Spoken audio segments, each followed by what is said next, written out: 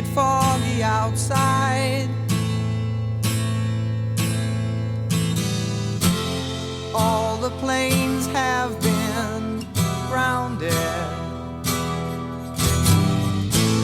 Ain't the fire inside? Let's all go stand around it.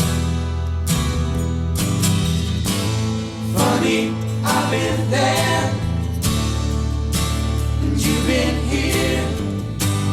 We ain't had no time to drink that beer.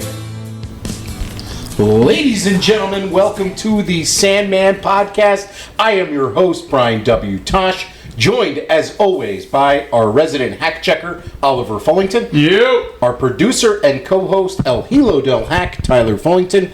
And the man whose stories got stories, the hardcore icon, he's got 99 problems, but bananas ain't one, the Sandman. Hack, how the hell is it going today? What up? Yo, dude, it's Thursday, and the Olympics ended Sunday, and I'm in the last couple of days I've had like an Olympic letdown, if you will, because it's so nice no matter what time you wake up in the morning, you can bang it right on. There's something, even if it's handball or ping pong or something like that, there's still something to watch.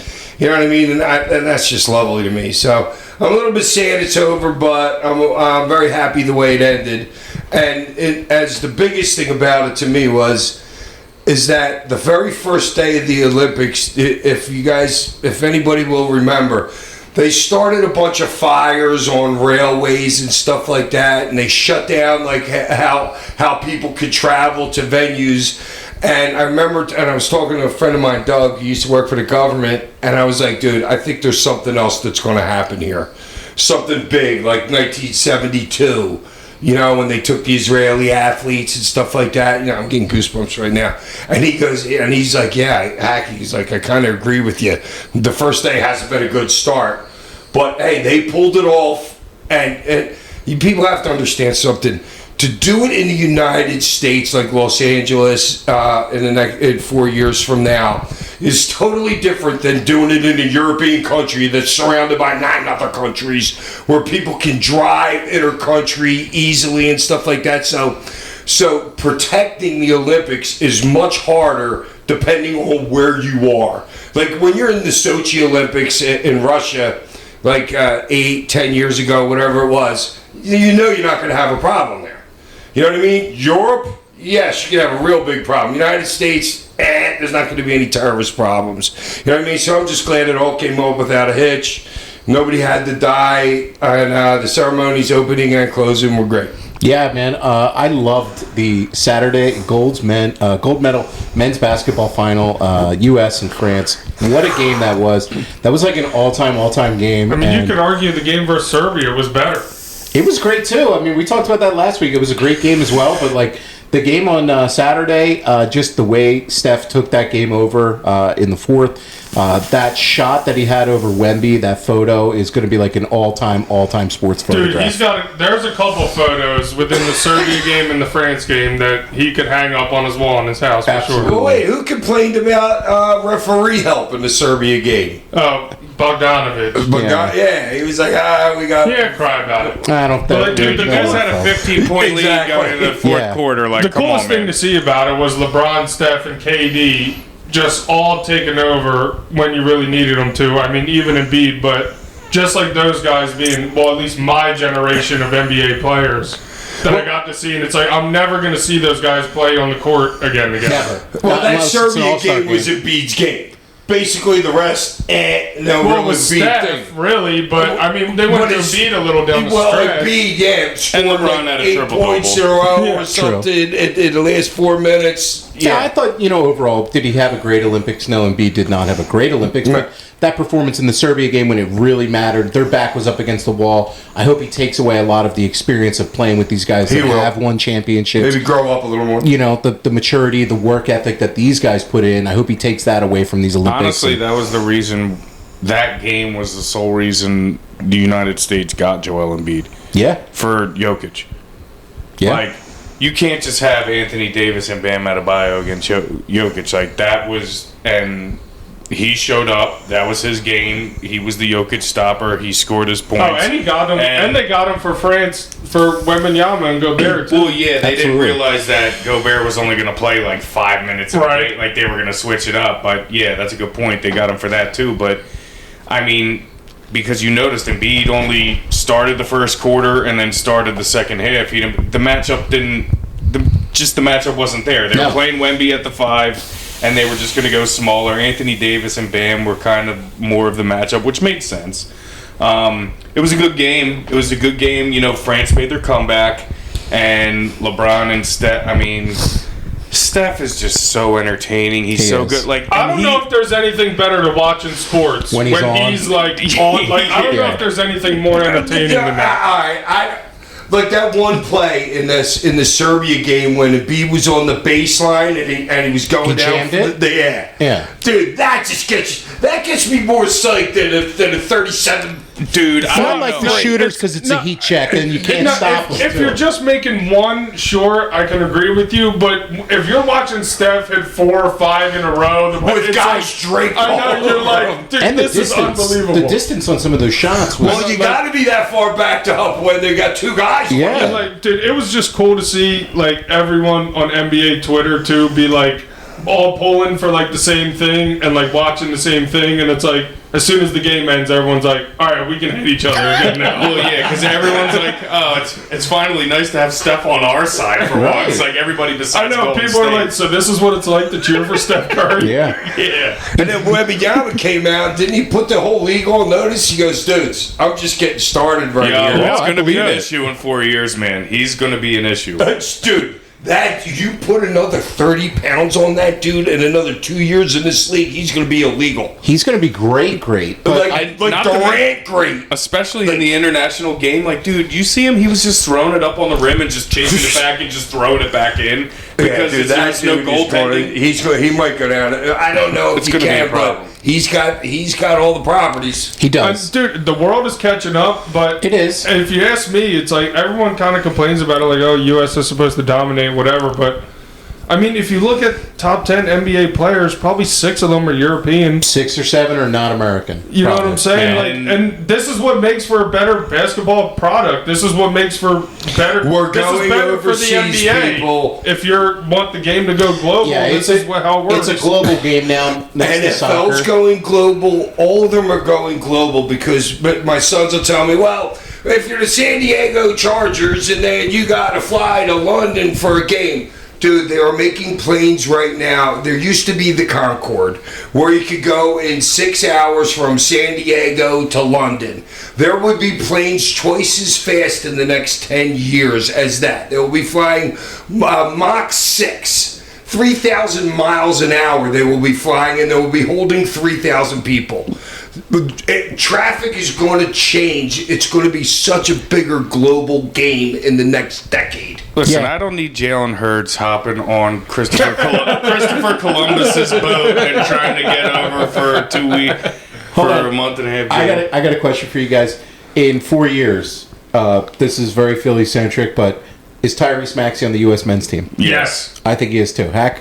Oh, him giving Wembanyama like 15 freaking assists in the I mean, Olympics. it might not be a I can bold see take, but I think he's the starting point guard. Wow, we'll see. 4 years If he now, I keeps don't know. growing like this, there's no reason not. Okay. I mean, yeah, I think he's going to honestly- be better than Halliburton by then. yes. And I think him Yeah, and Halliburton's a better Brunson defender, Brunson isn't are he? probably going to be Brunson could have easily have been on this team. Yeah, you know? he was And hurt. yeah, he was one of the guys. You know, Jalen Brown obviously wasn't on the team. He Well, and easily Brunson, could have been. and Brunson had been like one of the younger dudes they've been grooming like in that USA basketball circuit. especially when Jay Wright was there too. yeah, But it's funny because Tyrese will probably be there, or we think he will be there, and Joel probably won't be.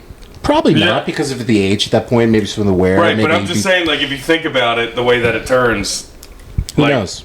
I know, and it's going to be a changing of the guard. No Steph, no LeBron, no KD, probably no Anthony Davis, no I'm telling you, Joel. Joe will be there and maybe in a Lakers uniform. Wow.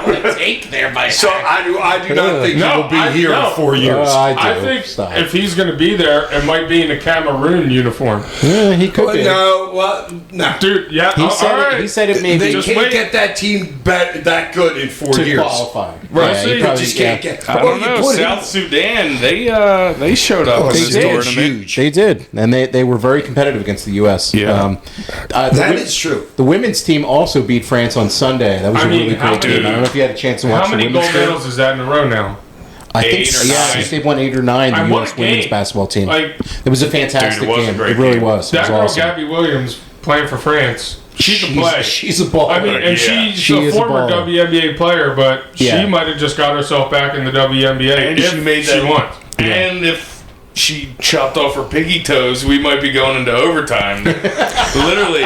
I know, that was that close. It was like that close. Dude, yeah. it went in and I was like, It was like the Durant shot in the playoffs against the Bucks a couple Yeah. years ago. Best $10 I ever lost in my life. That shot. So the final gold medal count, I believe the U.S. We had We had 40 gold. them and China tied. we tied at gold because of that. But Yep, we we tied the supposed golds with 40.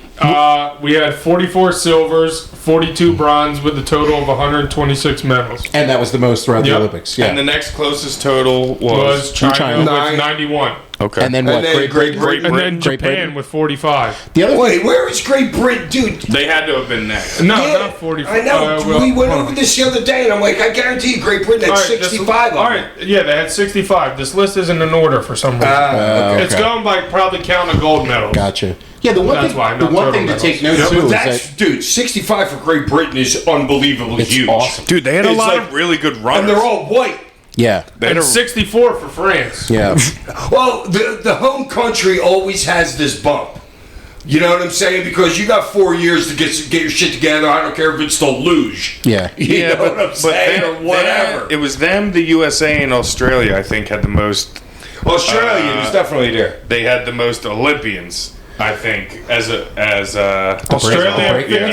53 total medals for Australia. 18 gold. It was just certainly just like And they were probably swimming, but we took a lot of their swimming medals that they thought they were going to win. We probably took 5 golds from them in swimming. It wasn't breakdancing. yeah. Oh, God. yeah, That's see that? 86. how many Yeah. events should not ever be in the Yeah, that- Olympics they again? got rid of that. That's gone. No, it was certainly an amazing Olympics, and I love the aesthetics of it being in Paris.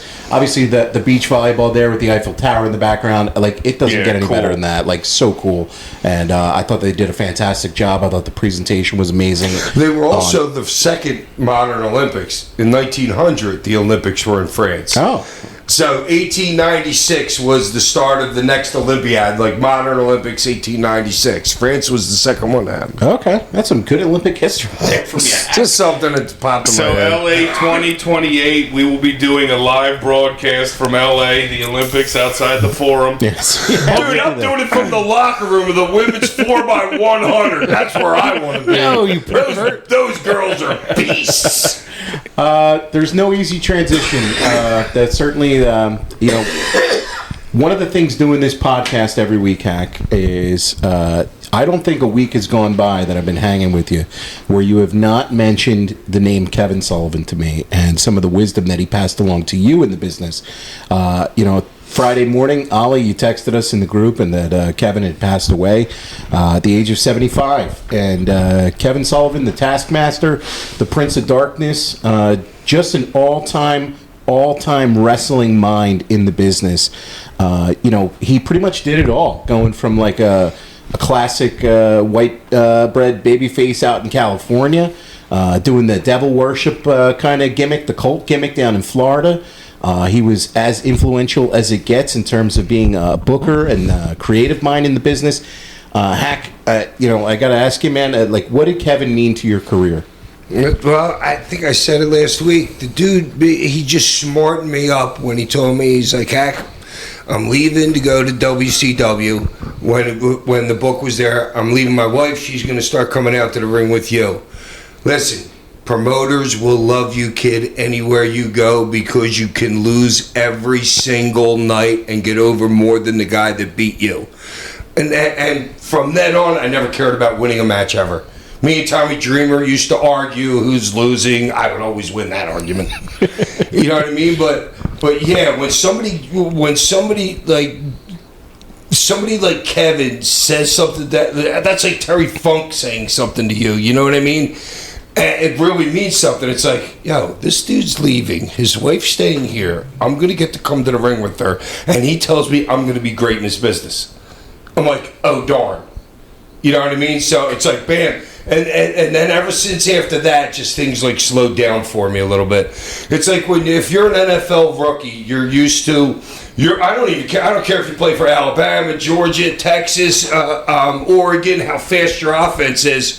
It ain't as fast as the NFL is. Yeah. You know what I mean? So when it's like, that from him telling me that took me from being so pumped up when going out to the ring to being able to relax. It's like, I just had Kevin Sullivan tell me that I'm going to be great. There's no reason not to go out here and just freaking relax. Yeah. No, and then like Kevin... Just be yourself, Hank. It's funny that you said football because I always like to think about things like, we're all sports fans, but I love to think about things like football coaching trees, like Bill Walsh. How many coaches came from him?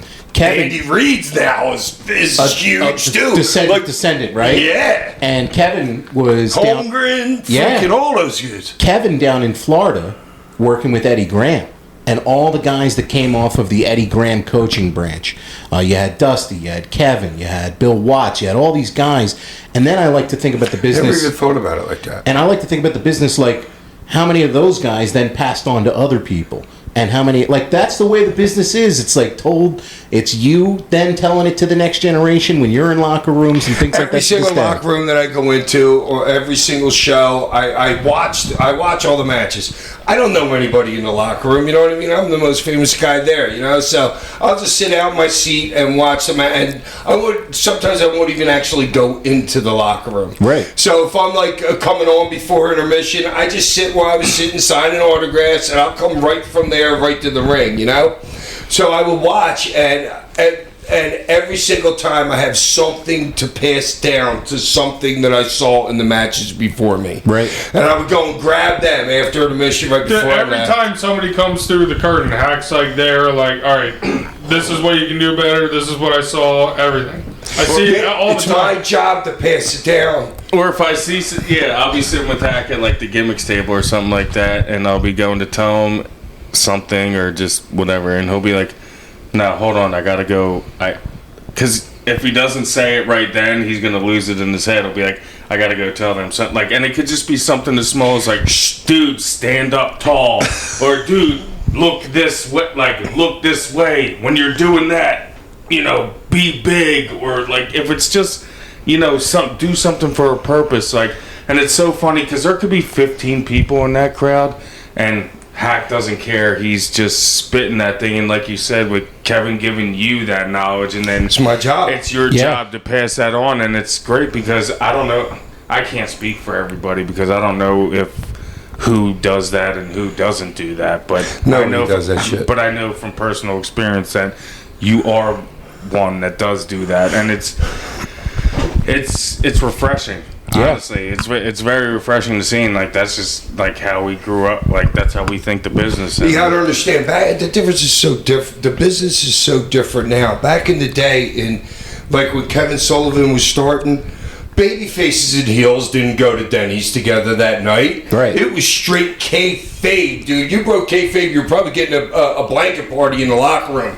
You're probably getting beat up. Yeah. You know what I'm saying? It was you don't talk about this. The fans weren't one of us. You didn't party with us. You could let them buy you a drink at the bar or something like that. But no, don't come over and talk to me because you bought me a drink, The business was just so different then. It's funny because rewatching the show that we will go over or whatever, I was just thinking about how when I was in there, I wasn't allowed to go on the Eagle's Nest anymore and watch the shows because I used to go on the Eagle's Nest and watch it. Because that's kayfabe. They can't see you up on the Eagle's Nest watch the show anymore. I used to be up there all the time. I couldn't go out past the curtain. It was the best seat in the building. Right, and I used to run around the building the whole entire time, and I couldn't do that anymore. I was like, man, this sucks. Yeah. Kayfabe sucks, man. I was 6-year-old in 96. And even you guys have mentioned in previous episodes, having meeting spots, driving and leaving the shows. Yeah, Like, you can't be seen leaving together. You can't, like, nothing Yeah. like that. No, we would have meeting spots leaving the arena, and like, dude, you couldn't go to just some run of the mill spot because fans are following you. Fans are like, you had to set something up to like, you couldn't break kayfabe.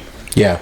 I got a couple of notes here that I saw because everybody was putting out different Kevin Sullivan stories and different things over the past week. And this is something that Rob Naylor tweeted out. It was a Torch Talk interview that he did with Wade Keller back in 1994. Wade Keller said, "Do you know everything that you could learn about the business or want to learn?" And Sullivan said, "I don't think that I'm any smarter than anyone else that's in our business. I haven't learned all there is to know for sure. If I did, I would write a book about how to have the best matches possible and how to have the greatest ratings on TV and how to sell out every building in a market."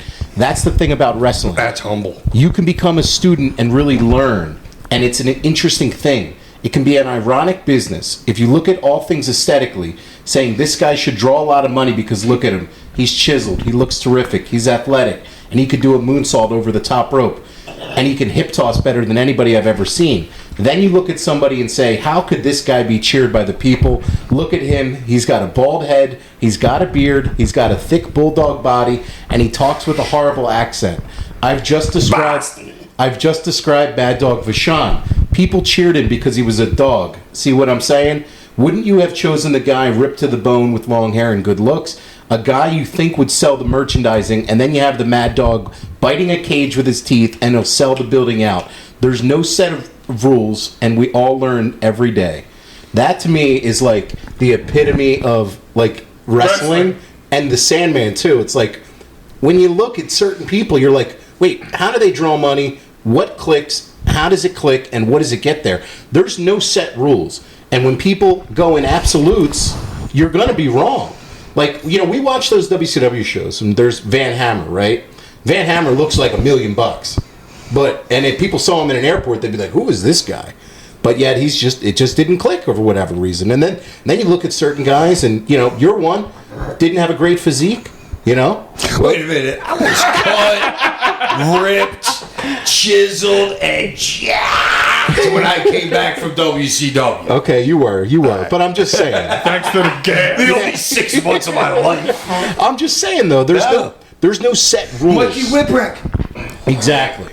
Right? Rey Mysterio. Right. The Rey Mysterio, when he walks It's like, into yeah, he the has locker a room, good body, but the dude's what? 5'5"? Not even. No, I don't even know if he's 5 foot tall. 5'1". I don't even know if he's 5 Yeah. tall. I honestly don't even know. But like that to God, me I was love that kid. That to me was such a great quote. And then he also said this. This is right around the time before Nitro got started. So Nitro really changed the business, and Sullivan was one of the main bookers of WCW at that point in time. And Wade Keller says, was there any negative aspects to McMahon's expansion? Was there a time before the expansion would stop soon thereafter where many certain nights of the year where many more arenas around the country would sell out and more wrestlers had full-time work? Did overexposure lead to the decrease in arena business? And is it fair to blame McMahon for what was probably inevitable overexposure? And Sullivan said, I think everyone would have done it. We're in a world where we sit at home in the confines of our home and turn on pay-per-view. We like to watch everything on television. We don't really like to go out. I think there will be an inevitable period of growth or of new interest. Like, look at the new groups. Todd Gordon's done a good job. Jim Cornette's done a wonderful job. I guess the Mexican groups come in here and have done gangbusters. But at that point, those are basically the two only indies that are left in the United States. But he's talking about some of their influence that they have, too. Wrestling may go back to something which features a little more competitive matches and a little less merchandising, but there will always be merchandising. You have to have ratings and do well at pay-per-view. The days of the weekly events are gone forever, I believe. There will be another change and probably a major one in coming years, and it will probably be for the best. I'm an optimistic person, and that's how I think. The world, as we say, shrinks. Can you imagine the American style, the Japanese style, the Mexican style, all blending? It's going to produce some great, great matches. It opens up some great match possibilities. I don't know too many guys in Mexico, but I do know Conan, and he's a terrific wrestler. I would love to see Conan against Muda. So this is Kevin Sullivan in 1994, basically predicting what happens in wrestling. The styles all kind of blending together. And that's AEW. Yeah, Yeah, took what me it right is now. today. Yes, it I is. was just going to say what it is right That's now. him predicting that in 94. 1994. 30 years ago. 30 years ago in an interview. I mean, it just shows the. Well, because he knows. Kevin's a smart freaking dude. He knows the world's getting smaller, planes are getting faster, transportation, TV. Like, for instance, wouldn't you think it was shocking that before WWE just did this deal with Netflix that they were only on 38% of the households on the planet? Yeah. Now Netflix, they're going to be on 80%. Are you freaking kidding me? That is insane. You have a possible audience of 5.5 billion people every week. Yeah. No, The world is getting tinier. Planes will get back to being faster, dude. That's what. All right, quit dude, trying to that's what prove makes your, the world NBA smaller, point. though. How fast you could get from one place to another. Absolutely, yeah. That's what makes it smaller. No, I know what you're saying, Hack. To me, though, it's like for him to have that like foresight ahead, thinking that far ahead, and it shows why he was brought in to be the booker of WCW with Nitro launching, and a lot of the talent he took from ECW and a lot of that stuff. So, But everything that he said there was very humble, yeah, like super humble. yeah, I don't know the side of Kevin. You know what I'm saying? But it's 94.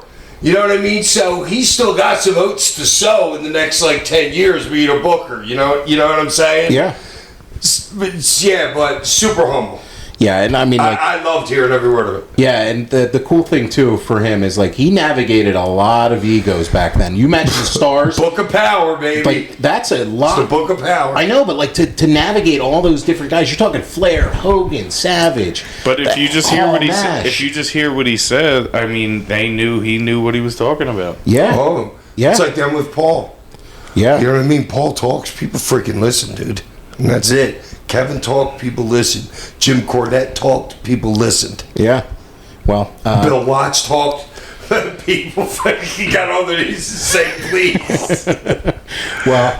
You know what I'm saying, though? But there's just certain people that you're an idiot if you don't listen to them. right? No, You know what I mean? It's not even considered not taking it to heart, whatever the hell you hear them say. Fonzie tells the story this weekend. It was me, Score, Todd, and Fonzie down at RF Studio.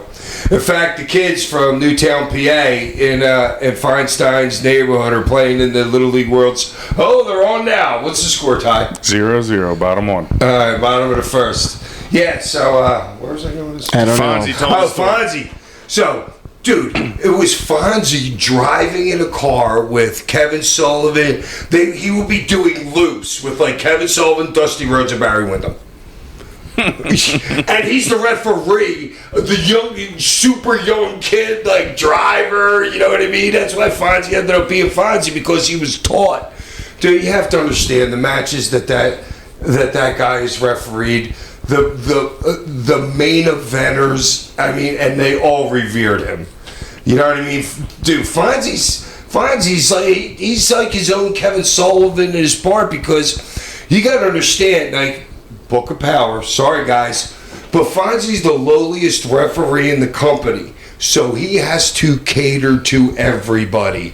And back then, it's not like it is today. Yo, kid, go get me your hamburger. You know what I mean? Fonzie's got to see what you want before you even want it back then. He's got 3-4 top guys in the lot. I mean, when you were talking the Wyndhams, the Harley Race he traveled with for a while, Giant Gonzalez, not saying that he was in anybody, but that Fonzie can learn from. But Fonzie learned from the best, and that's how he ended up in his spot. And he's how just- many referees have ever gone from a referee to a top spot in the company? No, and he's just sitting back and just gathering information. Like, just gathering information. He wasn't loud. He wouldn't dare open his mouth. No, but in you're that just car. but you're just Unless sitting it was back saying, and, "Can I get you something?" Yeah, well, soak it in, man. Learn everything Yeah, you can. dude. So, but that's how the business works. Sorry, got on a tangent. No, man, it's a great tangent. man, Oh, because- wait. So, since I'm on this, when he was telling me that story, it reminded me of in Florida. He's working with Kevin, Nancy, Barry's there. I want to say King Curtis. He rolled off some other guys, or Ernie Ladd.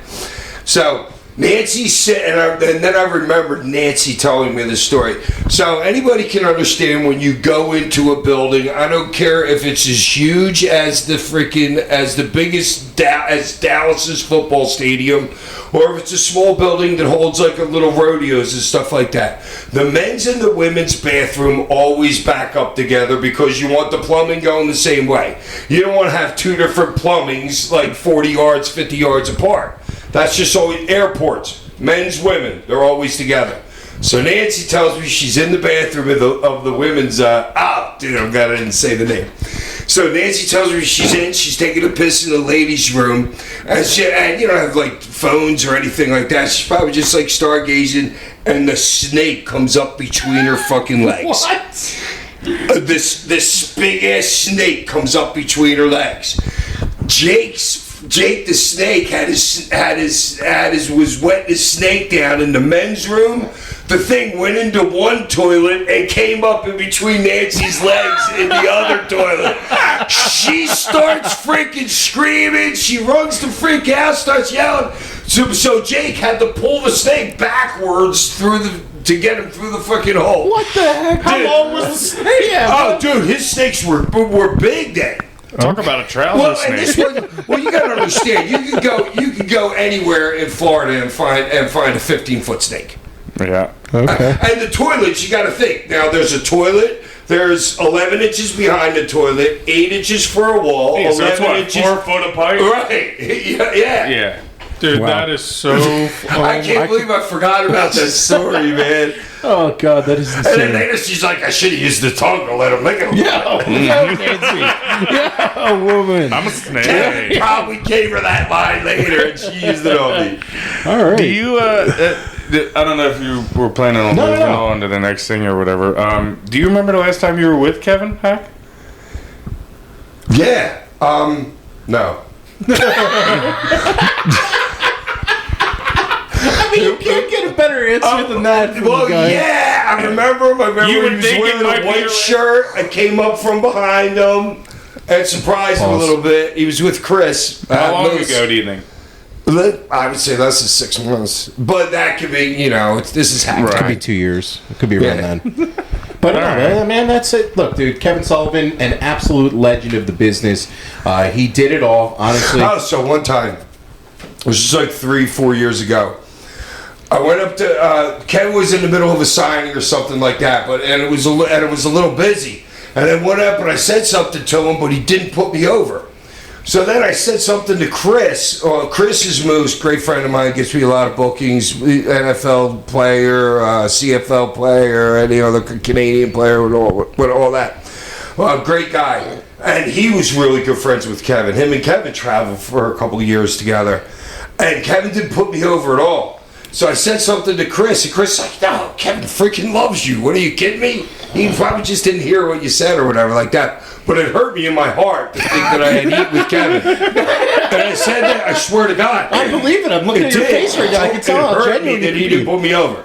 Wow, man. Well, I'm glad that Kevin had no heat with you because I couldn't imagine. No, he wouldn't have eat with me. I would have wanted to kill myself later at some point. Because I met him a couple of times after, and if he wouldn't have put me over, I would have just slit my wrists.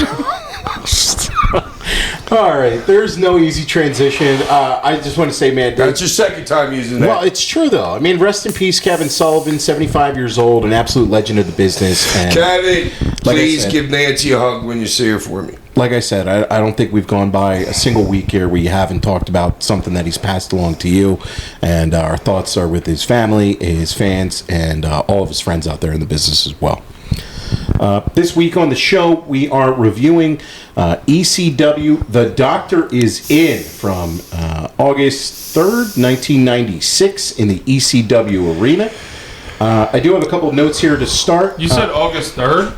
Yeah. Cage match has August 8th. Okay. I could be wrong. No, sorry.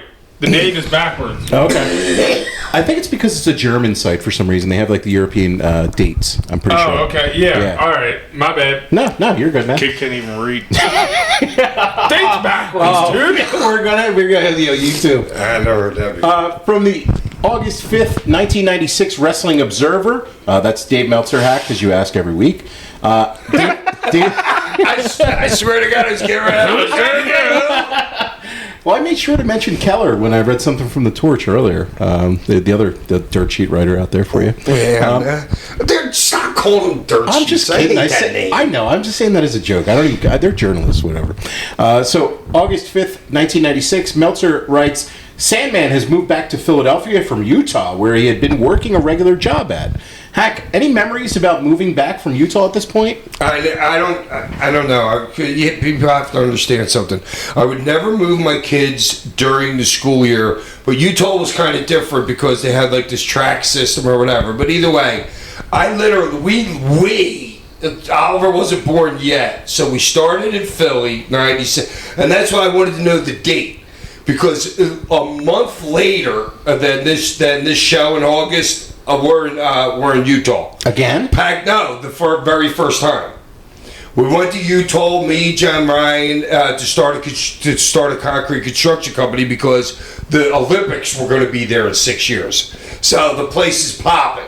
So we want to go there and make a shitload of money. So then we go there. I'm there, and then I start not doing Friday nights for Paul because I'm working. I'm doing 70, 80 hours a week out on the site. You know what I mean? And so I had to start cutting, and it's a 4-hour plane flight from Salt Lake to Philly. So I just cut out the Saturdays. So I move out to there, cut out Fridays, only come in on Saturdays. That lasts maybe 2-3 months. Public Enemy leave, and then somebody else leaves. Next thing you know, Paul's offering me $3,000 a week to come back Friday and Saturday. I was making $500 a week Friday and Saturday before I left. He upped your pay that much? Yeah, he upped my pay to $3,000. Wow.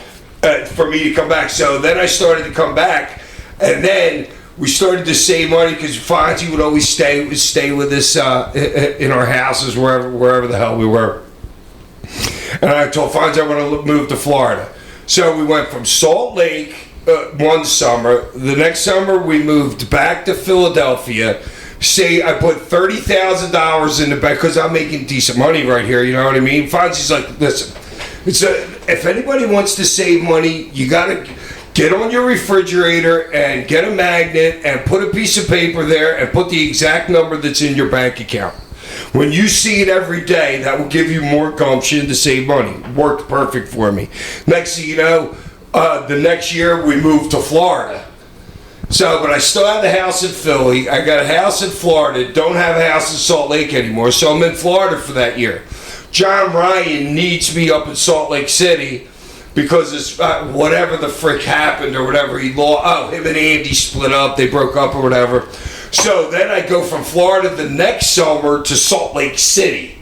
I go back to Salt Lake City and I start helping out John Ryan. And the next summer I move back to Philly, I think. Okay. Because we got rid of. Oh no, we still had the house. Because then once I got back to Philly, sometimes I would just tell those Ty and Kelly, I'd be like, yeah, we're going to Florida today. Because I'd have the Sandman van, they'd be in captain's chairs, they could watch the TV in the back. I'd leave at 7 o'clock on Sunday night, noon the next day. We were in Tampa on the ocean. In Clearwater on the Philly ocean. to Utah, Utah back to Philly, Philly to Florida, Florida to Utah, Utah back to Philly. All right. Take notes of That's that. literally what we did. And I was born somewhere in between there. Oh, he was born July 5th. Right? In Utah, and his mom's water After broke the the fireworks. fireworks. Yeah, he's Mormon. I'm like 10 wives. Hey now. There was also a note. Raven missed the weekend shows due to pneumonia, while Pitbull 2... That was a lie. While Pitbull 2 Pneumonia. missed the date in Jim Thorpe because he was arrested and not charged as part of a bar fight the prior night. Any memories of Pitbull 2 getting arrested in a bar fight, Hack? No, but mostly Gary would always say Anthony was a puss. Anthony, love you, dude, but I seen you in a barroom brawl, dude, and nah, I don't see... unless somebody just beat him up. No. Anthony was a big boy, but he didn't have a shitload of heart. Okay. Gary would always say it. And that's probably a misspelling on Raven's part. Instead of pneumonia, it was probably enema. Speaking from Haks last week. From last week. Yeah, it's probably not pneumonia. It's probably enema. That's great. Get rid of the P. The P. The pneumonia starts with a P, doesn't it? From the August. My Latin's lacking right here. Weak. From the August 15th Observer, ECW lost its New York time slot before the first show aired, apparently. Channel 31 took one look at the tape and decided it would never air anything of that type. It's been said before and it'll be said again, the lifeblood of a wrestling company in this country is television, and if ECW persists on having all the blood, the angles where the women get beat up, and the swearing from the crowd as constant on the show, they aren't going to take anything but little baby steps when it comes to growth. Any memories of getting booted off of New York? Who the hell is Channel 31? It was just a channel in New York. I don't know. What? Like, we were on WWOR Wait, at Hak, some you didn't point. know that? Channel 31 was booting you Like, on guys? my cable?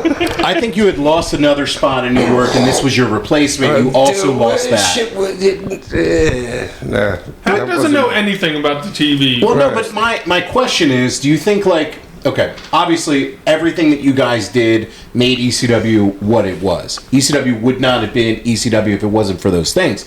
But those same things kind of limited the growth of the company and is part of the reason why potentially it's not around anymore. All right, you have to understand something. I'm pretty sure Channel 31, we would have had to been paying also. So maybe we didn't have the money to pay them, so we said they wouldn't let us on their network. There's a lot of work going on right here. You know what I mean? And I'm not privy Yeah, of to course it. But Paul's working that way. yeah, put the heat on them. Okay. We're so badass we can't even go on Channel 31. Meanwhile, you didn't have the $5,000. Right. Okay. Meanwhile, you didn't have the $5,000 a week to give them to air Yeah, it in the time slot. we were paying everybody to be on. Nobody was paying us. Okay. Yeah, I mean that kind of makes sense. Nobody ever paid us to be on TV unless it was a pay-per-view money. TNN did, definitely. You guys got money from TNN. And I don't think so. What about the Sunshine Network when you guys were on the Sunshine Network? Or WGTW. Oh, WG Channel Yeah, 38. well, put it this way. I need to see an ECW show where you see commercials other than us selling our own shit. Okay. That's what'll tell you. You know what I mean? Right. Another commercial. I don't know this for a fact. Because Yeah. it seems like Sunshine. It was just every one of our. It was us promoting our own wear. Which means it's a time buy. exactly. Kind of, yeah. Getting into the show proper, the Doctor is in. The show started off.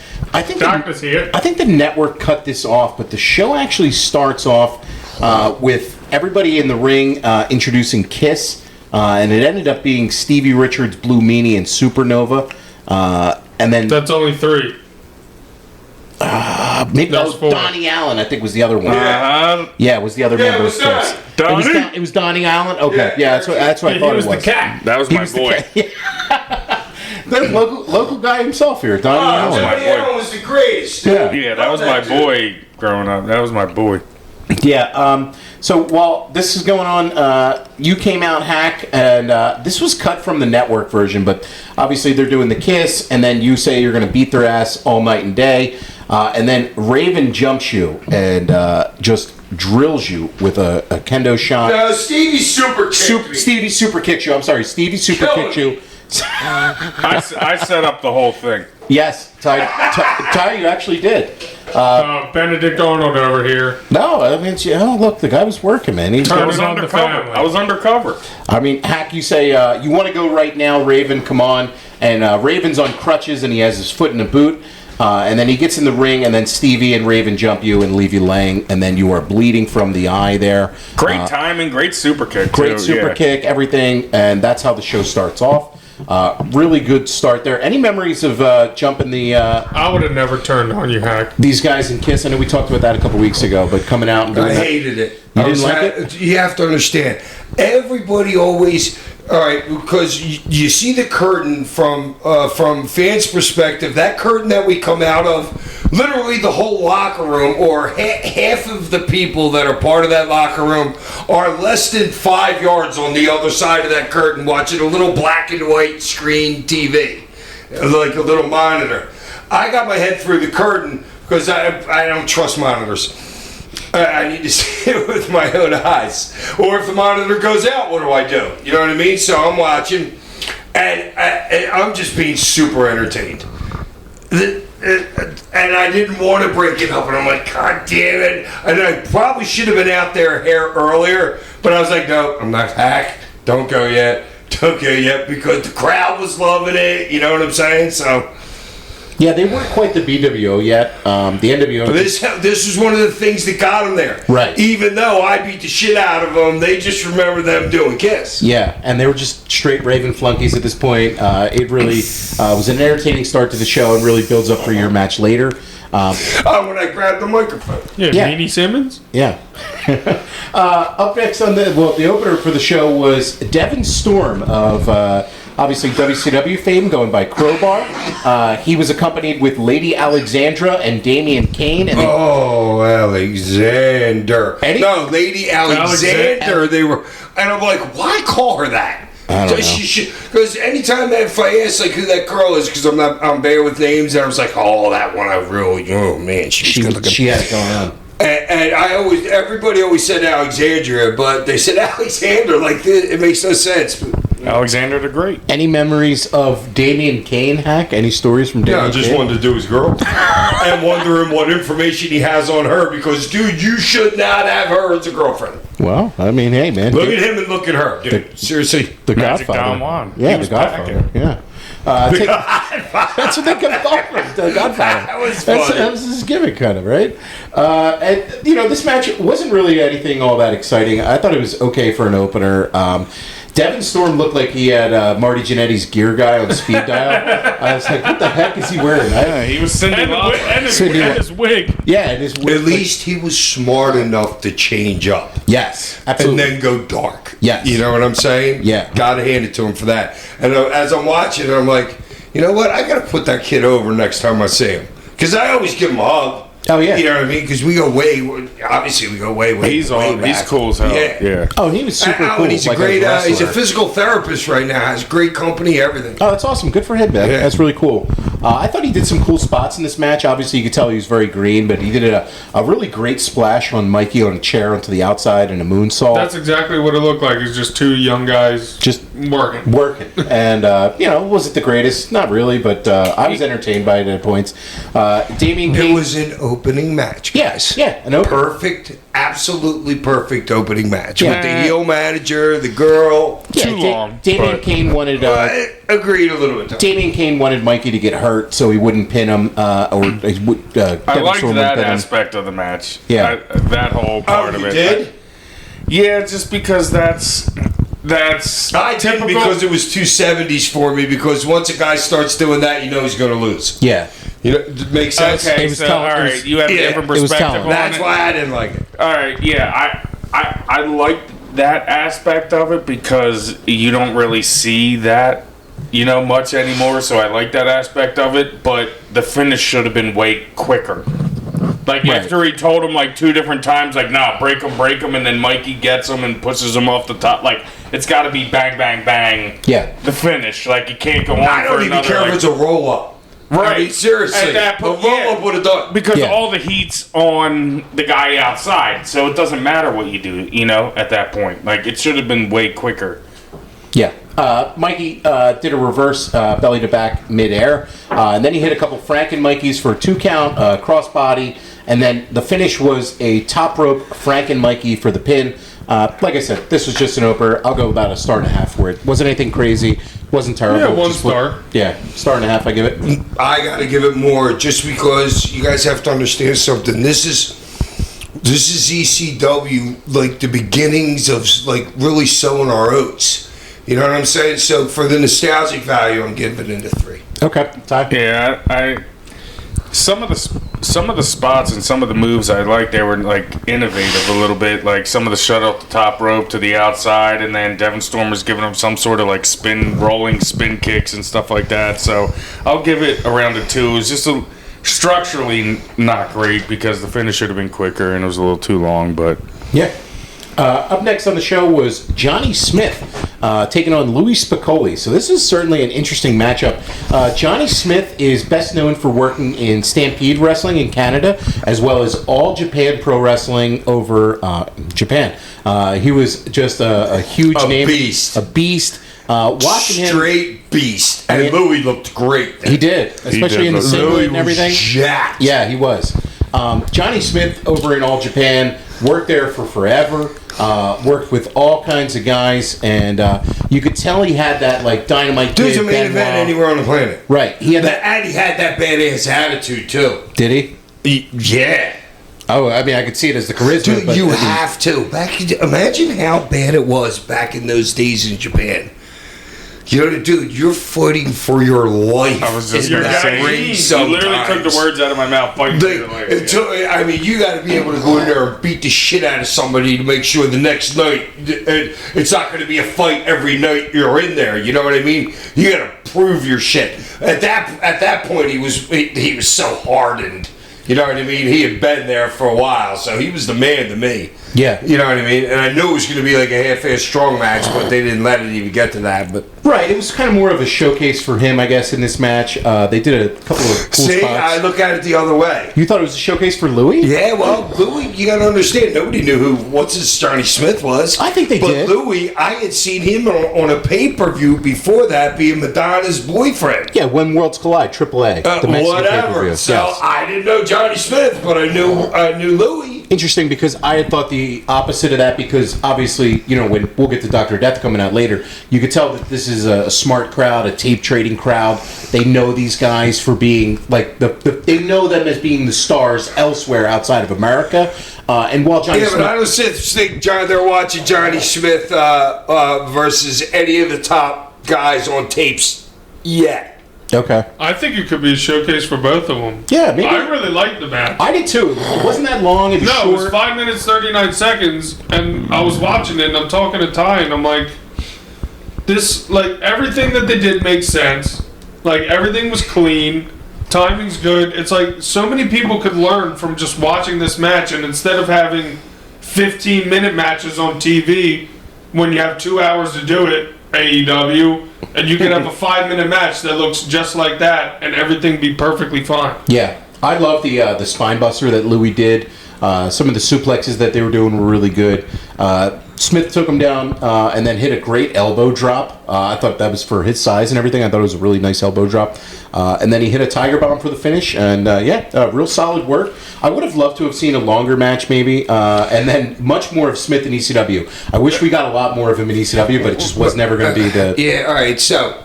To me, it was Johnny Smith. Smith was there probably because Doc got him the job, just so because Doc would be there. You know what I'm saying? Definitely.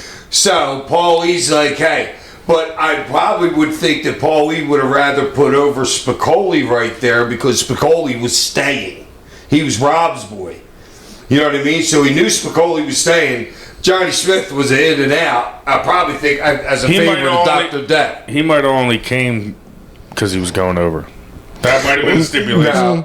No, Paulie wouldn't even consider asking that dude to put a job over. If Paulie would not even ask him. If it means you getting Dr. Death, it does.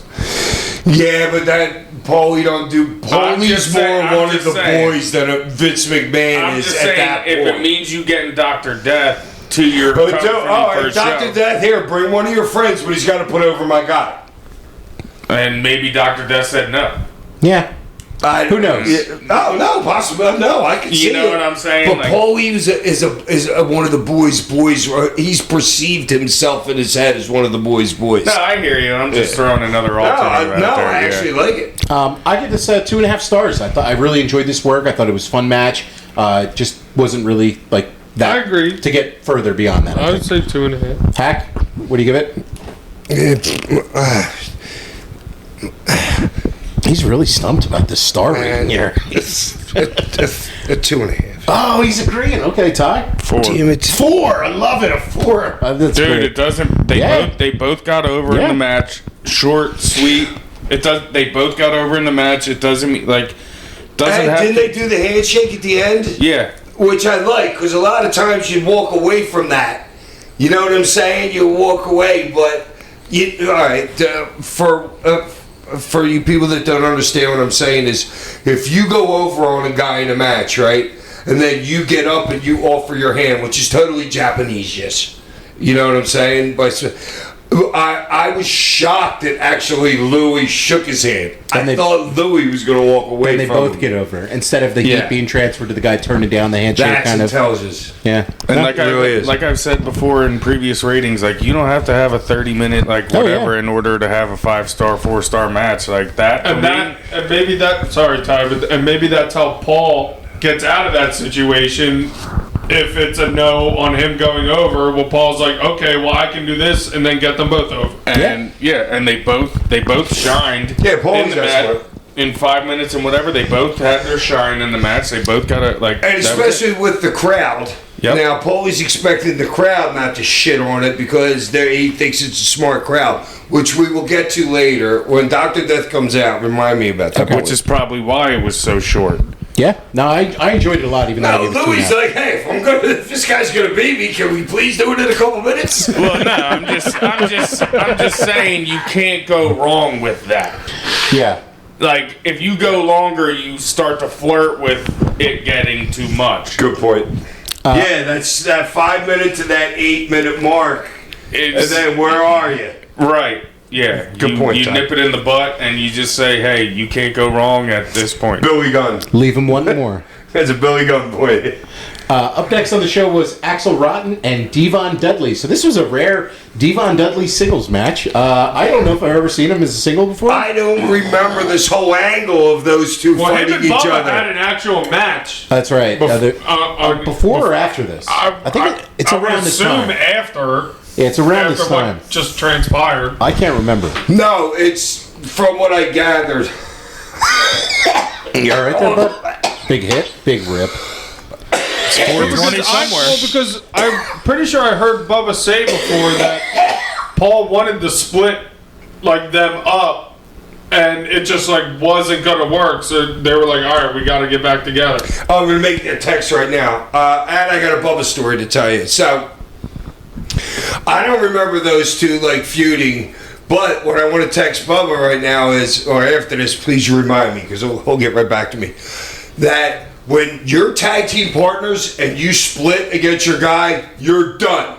That means they're telling you guys are done. They weren't and go teaming yet on at to this the point. next step. Well, why does it say that? Well, then why does Joey say that Devon's been abusing him? They're all together in the Dudley family, but the Dudleys haven't had their run yet as a Hadn't been tag like team. a specific. It hadn't Yeah. specifically They haven't had a been tag Bubba team Devon. match Oh wait, so they just cut a promo and Devon abused Bubba because of his stuttering? Yeah, I believe that was the angle, actually. Yeah, from around the time. Well, it had to. That's exactly what it had to be. Yeah. But Well, wouldn't you be pissed having to hear that stutter all the time? Well, I don't think it was just Bubba because Joey was mentioning that Bubba was Chubba. sticking up for. Chubba, Yeah. Chubby, hate putting Chubby that Dudley, over. and then I Big hate Dick, putting that over. and Sign Guy. I hated laughing at that. I hated it. No. Dude, but that's brilliance. That shit. I gotta have to text Bubba. Yeah, now Axel Rotten was looking svelte here, man. This is kind of I mean, sweet head of Yeah, he hair. wasn't fat yet. yeah. I don't know. It's funny. The more drugs he did, the fatter he got. the And it never opposite, made sense to isn't me. it? Usually, It's supposed to be the opposite. Huh, interesting. So this was a chair fight, and then Axel won the chair fight. Then quickly thereafter, Bubba came in with Sign Guy Dudley, and he just absolutely drilled Devon with a chair. There was a huge dent in bent the the chair on his head. Oh, there was a giant dent in the chair. Then Chubby Dudley and Sign Guy Dudley took chair shots, pretty nasty chair shots overall. And then Bubba and Devon just started throwing down wild punches. And Axel's just like off in the corner the whole time. And the chairs just beat to shit. Sign Guy Dudley and Chubby and Bubba all eat more chair shots. And then out comes Big Dick Dudley, and Devon will not hit him. And that's kind of where it ends. This was not really a match at all. But it was an angle, and I guess it entertained the fans because they were down with it, and they were chanting, and they were entertained the whole time. So, I mean... Yeah, the fans were into it, and, I mean, man, does Bubba lay shit in. Yeah. I mean, he... Not Tell only, me about He it. busted Devon's lip. Yeah, not only the chair shots, but, like, throwing the punches, but, like, that's... If you have that heat between you, like, you got to make it look good. You know what I'm saying? So you're throwing back and forth, and... The Devon not hitting Big Dick is a little bit like strange to me, but also we don't know like the full context of it. But I mean, that was just a typical ECW segment for you. Yeah, it certainly was. I mean, it's not really a match. I can't really give this a star rating or anything. It just was an angle kind of that was disguised as a match, and just some ECW fun in the middle of the show. So that's what you had there, and obviously it eventually builds up to. I just texted Devon. Oh, okay. Now, quiet. I'm going to tell you a story. So I'm in Walmart. I think it was Monday or Tuesday. I'm getting stuff for the grandkids there. And I'm in line at frickin' Walmart, and there is nobody I'm basically taking a call from in line, but Bubba calls me. So this was after I think you posted me and Nancy in a picture or something on our podcast line or whatever. So Bubba called. It's probably like 10:30, 11 o'clock in the morning, but I don't know. He might be doing a show. It's probably right after a show. So Bubba calls me. I'm like, yo, dude, what's up? I love you. I miss you. And he goes, I got to tell you something. I know I've told you this before, but the first thing I ever saw from ECW was you and Nancy coming out in an entrance with you smoking and you drinking. It was like 2 o'clock in the morning in New York. And I was like, wait a minute. And because he was a bouncer at a bar, but I had known that, so I didn't have to ask that to him. I'm like, so wait a minute. Had you ever been wrestling before this? He's like, dude, I've been in the business for like 3-4 years then. He knew who Tommy Dreamer was. And he knew there was a couple old like New York promoters, Tommy somebody, maybe, I don't know, Tommy Fierro, I don't know. But there were some of the guys that were promoters back then. So Bubba been in the business 4 years and never even seen any of what we've done. He comes home from bouncing at his bar job and puts on ECW, and it's me and Nancy. Next thing you know, he's on the phone to Dreamer. That's crazy.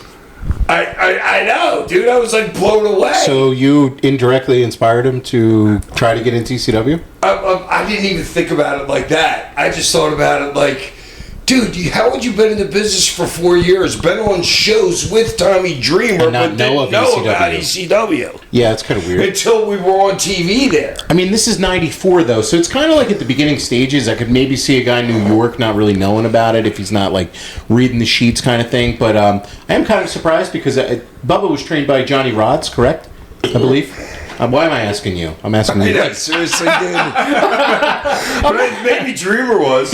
I'm pretty sure Bubba was. I don't know. Anyway, that's a really cool story, man. I'm glad that he shared that with you and you shared that with us. No, so he ended it. I'm like, yo, dude, I got to check the freak out. I'm done with you. I don't even think I say goodbye. I just like, hang it up. Yeah, that's how you end phone calls. Up next on the show, this was Stevie Richards versus you, man. So, okay. Raven comes out, and he's got the whole gang with him, and by that I mean the Stooges. Ty's face is the greatest thing ever. Absolutely. He's a loser. Oh, God. Come on. You got to put your brother over here. Traitor. Stevie, Meanie, Donnie Allen, Lori, and then Tyler. And Donnie Brasco. Tyler, who the frick is Donnie Brasco? He's saying him because he's a... Who the frick is Donnie Brasco? You've never seen Donnie Brasco before? Come on, it sounds familiar. And the undercover agent, yeah, dude. He's a double agent. You never seen the movie Mobster? Johnny Depp, he's undercover... Okay. No, I love Johnny Depp. I gotta watch that. Yeah, you would like it. It's a good movie. It's a real, dude, Johnny Depp. It's a real person.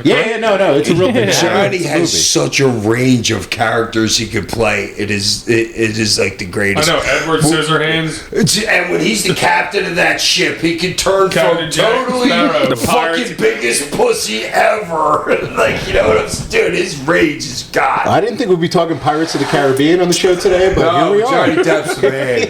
I really respect his acting. I got the same, yeah, me and Johnny Depp, we got the same range. That's right. Oh my God. Anyway. So, hold on. Fuck did that come from? Ty, this is the Here first... we go. No, well, Ollie, look, this is the first time on the show that we've... He's the dollar store Macaulay Culkin. No, he's not. He's a tremendous performer. Yo. Dollar store. He's the... Might not even be dollar store. 99-cent store. The flip store Macaulay Culkin. That's great. He's the bag cereal Macaulay Culkin. I can't even think of the name of the store. I was going to come back with something, but... Oh, boo. Ty doesn't have a comeback first time this season. It's unnecessary because my work... Okay, of course you're going to... because your work precedes itself? My work speaks for itself. Let's talk about the scowl that's on your face the entire time in the ring. I know we talked about this a little bit in the Dark Side of the Ring episode. The coaching that you got from Hack and Raven, everybody in the back and everything. How did you manage as a young... How old are you here at this point? 5 or 6? 6. You're 6 years old. Wait, it's all... no. It's 96. Are you... because you... What's your birthday? No, it's 99. No, it's 94. It's 96. It's 96. This show's it's 96. 96. You're born in 89. I'm born in 89. So you're So 7. are you 6 yet, or are you just turning 7? No, I would have been 7 in September. Okay. So you're I'm almost 6 7 at years this old. point. I like saying the story. I like saying he's 5. Okay, well, he's 6 years old. Well, like Todd Gordon says, everything I say is totally wrong. Ty, tell that story. Tell this. So Ty and Todd are... Ty's taking Todd up to see his doctor to see the quack up in New Brunswick. So those guys are listening to our show, like the last couple episodes. Todd wanted to listen to some of the podcasts or whatever, so I put some episodes. We got like a 2-hour drive, and he's listening to it, and there's probably about 3 or 4 different stories that he's listening from Hack, and after he gets done telling, he goes, "That's not how that happened." Dude, so everybody would tell you, Hack check. this is as I remember it, and this is why we have Hack Check. Yeah, he was talking about the Leon Spink story outside whatever. He was not there for that. Here we go. Dude, this was at 4 in the morning. And No, he's dude, talking about a wrong. couple other Yeah, let me stories. put a but note let's down get here. back Leon to Spink me. story. Let's get Yeah. back to me. Let's Alright, talk back to about Ty. Ty and his scowl on his face here in the ring. Like, seriously, how did you keep your composure out there? Like, what did they tell you to you as a performer? I told him I would beat him if he ever changed that face. Piece of cake. Listen, He was getting the kendo stick. I was getting the 10. I was getting the 10 lashings. Oh, God. No, I mean, Hack would just tell me like, just you got to look mean, or you got to look like you got to have that thing, and I would just lower my eyebrows, and honestly, I felt like I had them stuck there all the time, but. Lips out, eyebrows down. Like literally eyebrows down. We went through it. Yeah. I remember go through it with the faces. I'm like, no, that No, one you right gotta there. do that, you gotta do that, you gotta do that, and like that was it. And I mean, when you're that young, and this is just coming from me, like How much can you comprehend? right, like, and that's all I've known my entire life, like the wrestling business, like following Hack around, and he was like, you're not thinking of the platform that you're on, you're just kind of doing You're doing what you're told. Yeah, Yeah. like you're just doing what you're told. You're not like, you don't even realize what you're in and like what you're doing. Like you don't like. You're on television, 6 years old, and you're like, you're watching the Power Rangers. You don't at know, home, but like and you you're don't know wait a like the type of emotion like you're making like the crowd feel. Right. Or you know like As you the don't way- have any of Circumstances that. of this angle. As the to things where, you're saying. yeah, as and to being where as involved. if I was older, I probably would have been more nervous. But Hack's just like, yo, just go out there and do this, and But- you know, whatever, say these lines when this happens, and like I had a bunch Daddy, of, you're a drunk. I worship Ravens. like I had like a bunch of help. My mom, Nova, Meanie, Stevie. There is Raven, nobody like, out there. He was never once by himself out there. Every single second, somebody was in charge of him. yeah. Yeah. At every moment, like, and people would be handing me, like, when it was time for my mom's spot, she would hand me over to Stevie or hand me over to Meanie, and then it was Stevie's spot, so he'd hand me over to this. Like, I was never not taken care of, and I was always put in the right situations. Like, yeah, I did the actions. Like Scotty pulling you in front of me. Well, we'll get to that. Hold on. Okay, yeah, please, So, because and- I hated to finish. Well, and that's why in wrestling too, everybody needs to know everybody's spots and where everybody's supposed to be. Absolutely, that's a great point, Ollie. I loved to. And it goes to show, dude.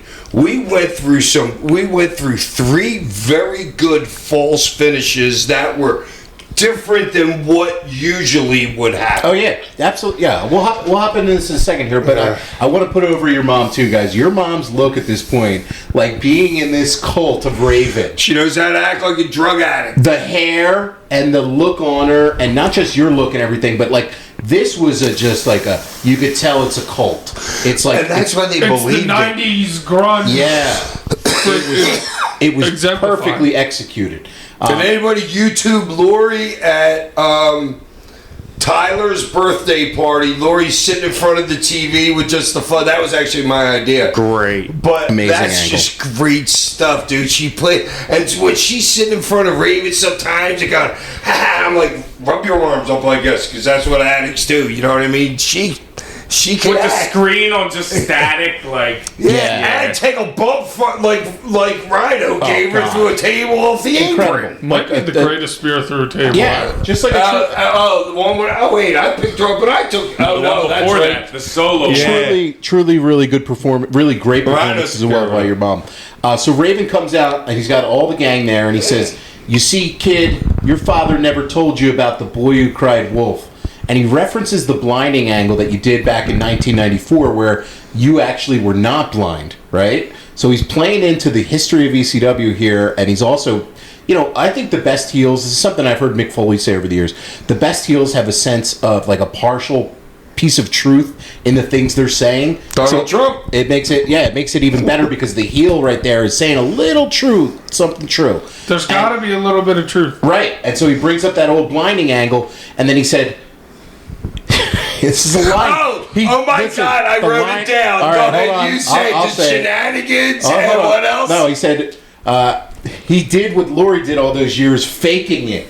Obviously, the injury to my foot is too severe, and I was like, "Man, that is a great line." And then out comes Todd, and Todd says, "Raven, you will not have to defend the ECW title among all these." Raven, stop! All these morons, because I, Dancing Stevie Richards, will defend the title for you. And then Scotty freaking turns. That's great. He's furious at his That is so great, Right? And if you think about it, you're mad at him, but you're gonna DDT him before the match even starts. You're not even thinking there. You're so angry, Right. you're not even thinking. Love that. I love that. That is such great, like, that Because is, it's a great natural reaction where Raven's like, "Who the frick are you to dare defend my belt?" right. So, I'm David Koresh. Yeah. Dude. You know what I mean? And I'm you- the cult leader here. and you might mess this up for me right now Yeah. because you're so stupid. So then, Yes, so exactly. So then you come out and you got a bandage on your head, and then Okay, Which just is so hilarious. everybody knows, I forgot this. That I'm like, because it didn't actually. All right, they showed the little clip in the beginning, but then when I come out like that, I'm like Spirit of Philadelphia. That's what you would call something like that. When you come out with a bandage wrapped around your head, it's Spirit of Philadelphia. I forgot. I had no idea that I had an injured eye in this match. And then to let you also know, I thought I won this match. I was disappointed at the end. I could have swore I won this match for a title. I could have swore I beat Stevie once for I think you Raven's did. title. I think you did at another point. I'm pretty sure okay, you did. so all right, then I don't feel so bad about thinking that I was going to win. And I was like, God damn, man. Mushroom burger.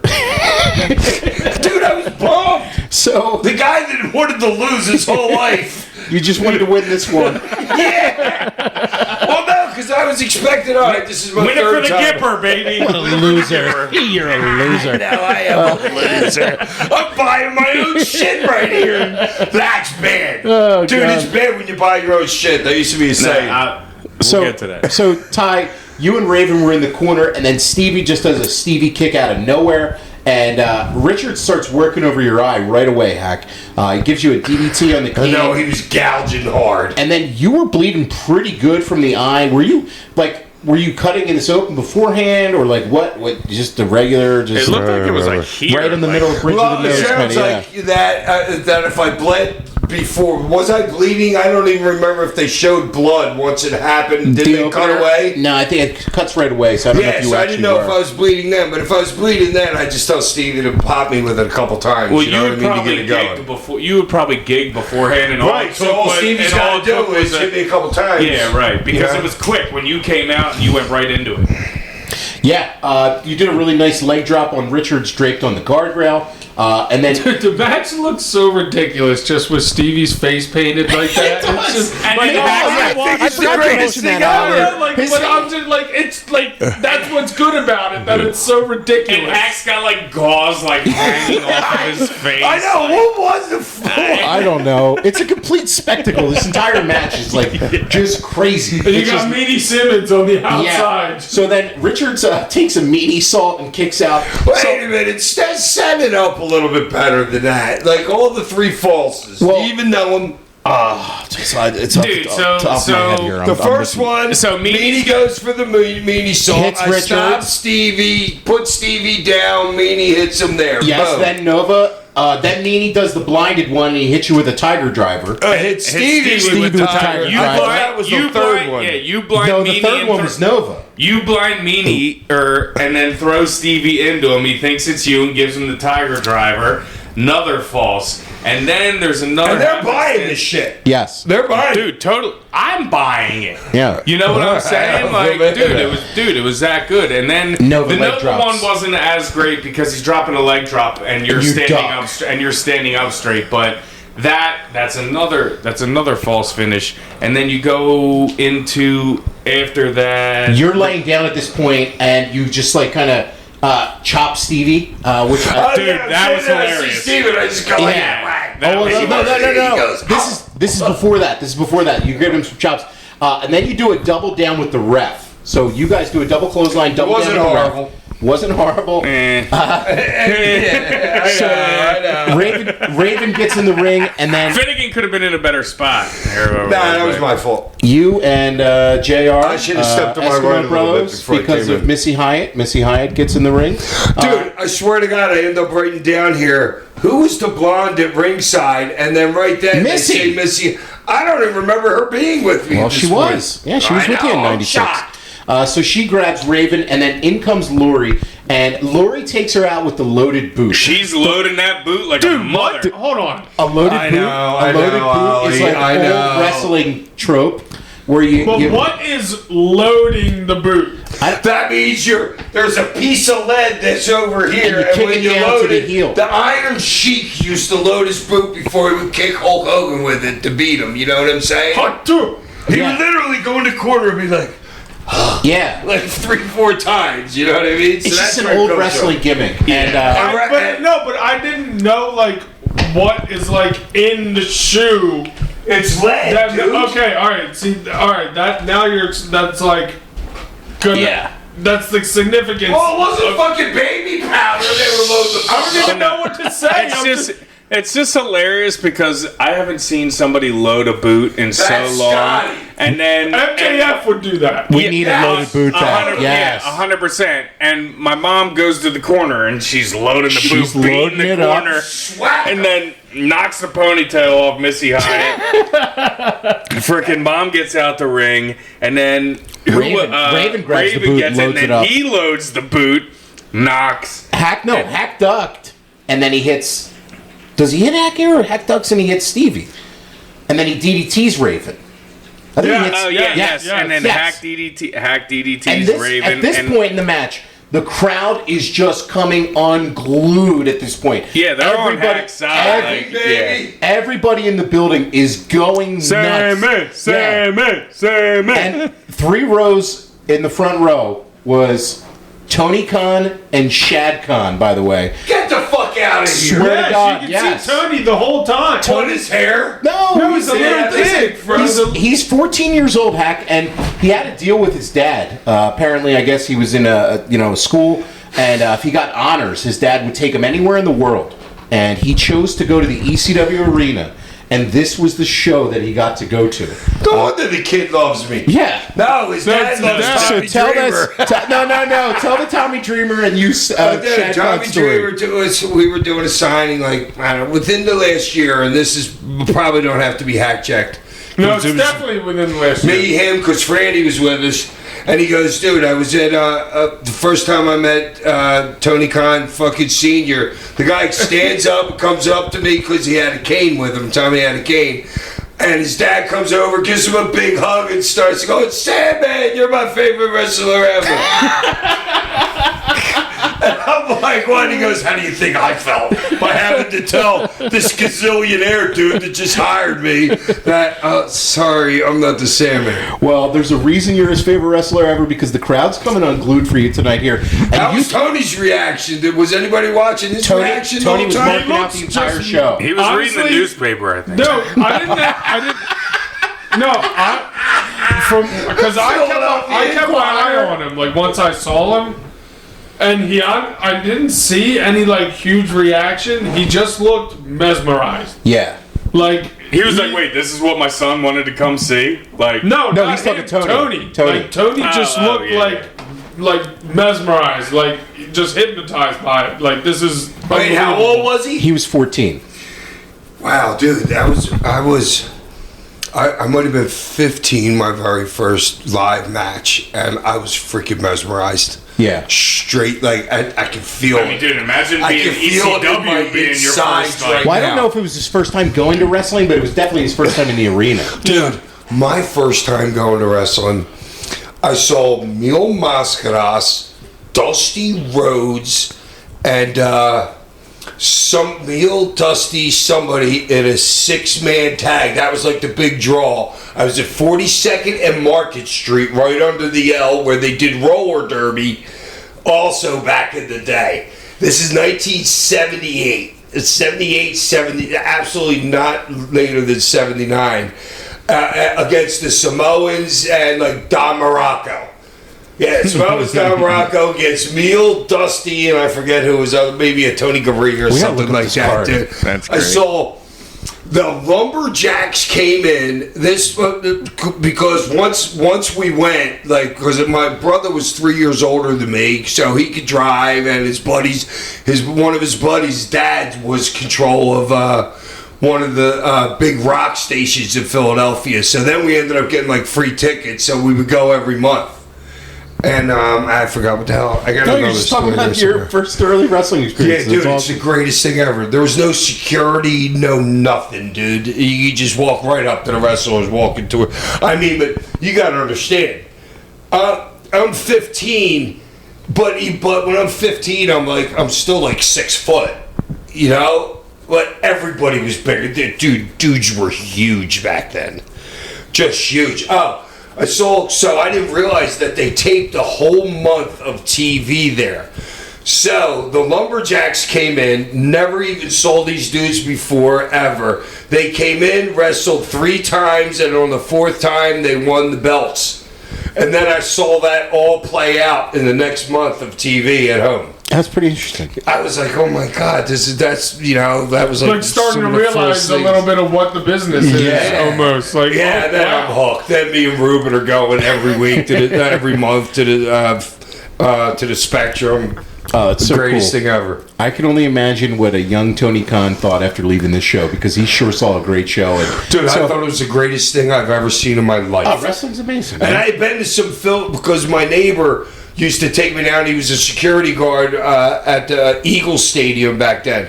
So when I'm in 7th grade, the year before this, I'm going to Eagles games. You know what I mean? And I'm sitting very close, like 30 rows up off of the field and stuff like that. So I know what a spectacle is, kind of. You know what I mean? But that meant nothing to me in that little dark freaking hall right there where they dude, it was the greatest. Meanwhile, I'm just like, you don't get an autograph. You don't get an autograph. You don't get an autograph. he right He was talking about being backstage at shows himself. No, your first show Yeah, compared to versus my his. first show, where I'm like fighting off So, my fans. all right, like, back to, Yeah, back like, to the who's match this here. Dolly Back to the Store match here. Macaulay Back to the match here. The crowd is just completely unglued I'm here. Duncan's toy chest. You're doing an amazing fire up, and the crowd's chanting for you. Raven then grabs Tyler in There the you go. You corner, finally found it. so he can't hit Raven. What Yeah, a piece this of is where I hate shit! to finish. He's a piece of shit for doing that. And then Stevie hits Sandman with the boot, Hate it. and Raven sneaks in for the cover like a true weasel. I love Raven sneaking in to take the cover away from Stevie. Not I know, even 'cause give him it's the still moment. like, I got the cover. It's brilliant. I have that in my notes, It's Ty. 100% brilliance. I love Raven taking the thing away from, like, nah, that was all me. Like, yes, and I'm also Yeah, it's like, getting, you're still a moron. You almost cost it for me, so I had to save it. no, but it's also like, I'm David Koresh. it's I also, need this shit. yeah, Sandman, I pinned you again. Right, with a broken foot. I wasn't Yeah, even like in the match. overhack, like, yeah, I pinned you again. And honestly, rewatching it, I thought it was a perfect time for a false. I thought it was a perfect dude. time for a false because I thought I was kicking out. so did I. I told you I thought I was winning. We were rewatching it and I said kick. And you didn't kick because you had the crowd like that. And I thought, and you hadn't really done a false yet. On my side. Right. So you hadn't done a false yet. So I was like, kick. And you didn't kick. And I was like, like, I thought it earned like one kick and then pick you up DDT and then, you know, Anything, 1, 2, 3. but I hated to finish because I turned around. I've got Raven and I got my son. I'm looking directly at them in the corner. Now I'm standing in the center of the ring. For what fucking reason would I turn around? Stevie should have super kicked me from the side or behind. I would never take my eyes off of that situation. Okay. So in retrospect, I hated to finish just because of that. And then I was thinking about, actually, while Ty was just talking, I came up with, I could have done so many easy things. Stevie could have spun me. I could have went for the cane shot. He dove, spin around, bam, super kick. You know what I'm saying? There's so many other things that I could have done. But I turned around and I thought I looked stupid watching I it. loved it a lot, 20 but I years mean, later. you can always come up with other ideas. Like, Do there's you no... think because you got super kicked by Stevie in the opening of the show in the back of the head that you didn't want to get super kicked by Stevie in the back of the head Well, again? no, that's why I should have had him spin me around the dog. Right. Boom, super kick. Right. Well, that's where I'm thinking. I hate where- myself now. That's where I'm thinking. That's where I'm This is thinking. great. Your thinking is at though because Yeah. he super kicked you in the back of the head in the beginning, and you're saying like. And I've already no. got literally 140 things straight in my brain. Yeah. So right then, I'm probably looking for, all right, let's just go, this is what it is, this is what it is. So- and people, you have to remember, I have easily 100 things in this match And to Missy remember should've got out of in the a ring. row. In a row, you have to have that good of a memory for these matches. Yeah. All the interferences, all the meanie poking the eyes, the freaking this, the meanie soul, man, everything, dude. I just want people to understand that every dude in this business has an unbelievable memory. Absolutely. I know we talked about this last week with the Well, I'm summer... getting hit in the head for a living. Yeah. I know we talked about this last week with the SummerSlam show and how much some of those Cody and Bloodline matches remind me of some of these Raven matches with the waves of interference, right? Well, they took 30 minutes to get to theirs, and you guys did all of this in what, 12 minutes or something like that? Under 10? 7 minutes and 12 seconds. Okay, so you guys did all this in that amount of time. Think how many spots we just talked about. Well, you have to understand something too. We're very, very, very familiar with each other. You know what I'm saying? We're like we probably done this like 15 times before. Not the exact match because I refuse to variation ever on do the exact match because why? Right. Makes no sense to me. But that's how it used to be back in the day. They would go from town to town to town with the exact same match. Well, it even. And I couldn't do that. But it would make more sense even back then because you don't have your camera phones, your this, that, and the other. Well, because yeah, could now get away you with got it. internet. Somebody gave away your finish in Boston on Friday Yeah, night. you You're not can't going do to it do again. it on Saturday night in Connecticut. Yeah. You No, can't. I really enjoyed this. I thought this was all action, and the heat stayed in the right places. You kept this thing going. You kept the storyline going. You kept the heat in the right spot. I go Timing to me is like. I go 3.5 stars for this. Ollie? I'm gonna give it 4. Okay, he's going 4. Hack? He's going 3 for himself because he hated the finish. Ty? Yeah, I would say 3.5. Okay, cool. Just because I loved all the finishes So with did I. Meanie and all that other thing. Like that Keep was just everybody smart. involved. Yeah, that was- everybody got to dude, shine. like, that Everybody was- got to shine in this. Every single person out there. Got to shine. And, You know what I mean? And the crowd fell for those finishes. Yeah. Like, dude, the And it meanie is like salt. they ain't seen it before. The first one with the meanie salt, that was like, oh. Yeah. Like, the other two got a little bit less because they saw kind of the rest coming. Because But they the knew first we were meanie- working them. Yeah, the first meanie salt, like, dude. Yeah, but we kept going back to the. It went back to the went well. to the well again. Right. And it went to the well again. Right. Yeah. But no, it was good. Up next on the show was Too Cold Scorpio taking on Chris Jericho. Wow. Chris Jericho was going to WCW at this point. It was his last night in the company. There was some "you sold out" chants to start for Jericho. Heck, what did Some guys? fuck bitch That's chance. bullshit. Yeah, what did guys think about when they got "you sold out" chants? Because to me, it's like, why? I'm getting paid more. yeah, like I'm getting paid more. I don't understand That's this. what they're You sold, thinking in their I head. don't understand this whole "you sold out" thing. Like, and probably if it might screw with your head for like 8 seconds. and that's it. I Then you're mean, back honestly. to work. Yeah, because you're working too cold. And if you're not expecting it, then you probably shouldn't be in the position that you're in. Right. Of course you're You know not. what I mean? It's your last night in the It's company. Philly. Yeah, it's Philly. It's in the arena. You should be. If you're not expecting that, then you're a fucking And idiot. You're going to WCW too. You're not going to WWF. And you know there's a big jump in money. But WCW is kind of like, even though WWF was heels at some point in ECW, WCW was always a heel to the ECW crowd. Like, they were always the heel. Yeah, because they always knew that us in WWE had some kind of marriage going. Yeah, they just- we had already dabbled with them a couple times. You know what I'm saying? Yeah. I thought this match was a really, really good match. This was just like, what do you expect from these two guys? There was some great chain wrestling to start. Jericho got him. The one thing I do have in my notes, he got him in some like double underhook hold, and his own shoulders were actually down on the mat. And I was like, this should have been a count. I said this to I have it in my Ty. notes too. I'm like, Ty, is that a cover? And he's should've like, been. I don't know. Then I'm like, we're going to have to get a ruling by Tosh. Well, it should have been. I mean, I literally have that in my notes because I'm like, what the heck was that? I don't know. It's just, like whatever. I thought that they had a really, really great work. One of the things that Scorpio that never gets credit for, it's not just his high flying. Man, did he have some great kicks. He had some really good kicks that he was laying in on Jericho. And Dude can do it all. never touch you harder than a fucking baby will slap you in the face. Wow. Seriously. You didn't have to put your hand up back in them, and you see it all the time. Even Stevie, you ever see me put my hand up for a super kick? No, because I knew the dude wasn't going to kick my fucking head off. Yeah. Because I could trust him. Well, not You know only what I'm that, but saying? you can Why sell does it. every single person put a hand up for a super kick almost now? You can't trust the word. That just says you can't trust the worker that you're working against. If you got to go like that before you're a super kick. Dude, they your do- chin should be out there, like extending your neck. Yeah. Yeah. Here it is, boy. Just lay it in nice. Yep. And that It's a joke. It's totally different nowadays. and it's also your job receiving it to Sell it. sell accordingly. Yeah, To exactly. not get your head kicked off.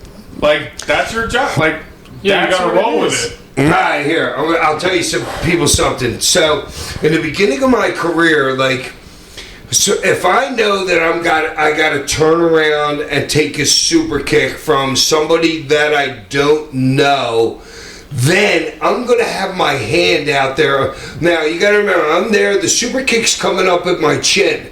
But my right hand, because your body always spins that way to take a super kick, everything goes to the left, to the left, to the left in professional wrestling. You always work the left side of the body. That's just how it is. So when you take a bump, you don't take a bump and spin to your right. You take a bump and you spin to your left. So you know a super kick's coming. I'll put my hand out there like a foot below the super kick. So that's my hand recognizing where his kick's coming from. So instead of having it up by my chin in front of my face, I'll have it down below. So it's like a timing thing. All right, there's his heel coming at me, and I'm bumping as his heel's coming at my face. And it's kind of like a boom, boom kind of thing, and you don't even know that it didn't happen. That's crazy. But it is. Yeah. But it's great. No, it really is. You know what I mean? But you stick your chin out there. All right, you get caught, you get caught. Right. But You're I a see bunch of like pussies. Swerve's kicks are freaking beautiful. Osprey's kick. Osprey's kicks. Dude, the are wraparound beautiful. Those dudes never kick hurt that he does is anybody. amazing. why would you ever put a hand up with those guys? Right. There's no need. You know what I mean? I can Stick your you chin can out see there. it. Dude, You can that's see how I it was from the taught. couch that they're not touching. Right. That they're not touching the guy. Right. There's no need. Like Yeah. it's perfect placement.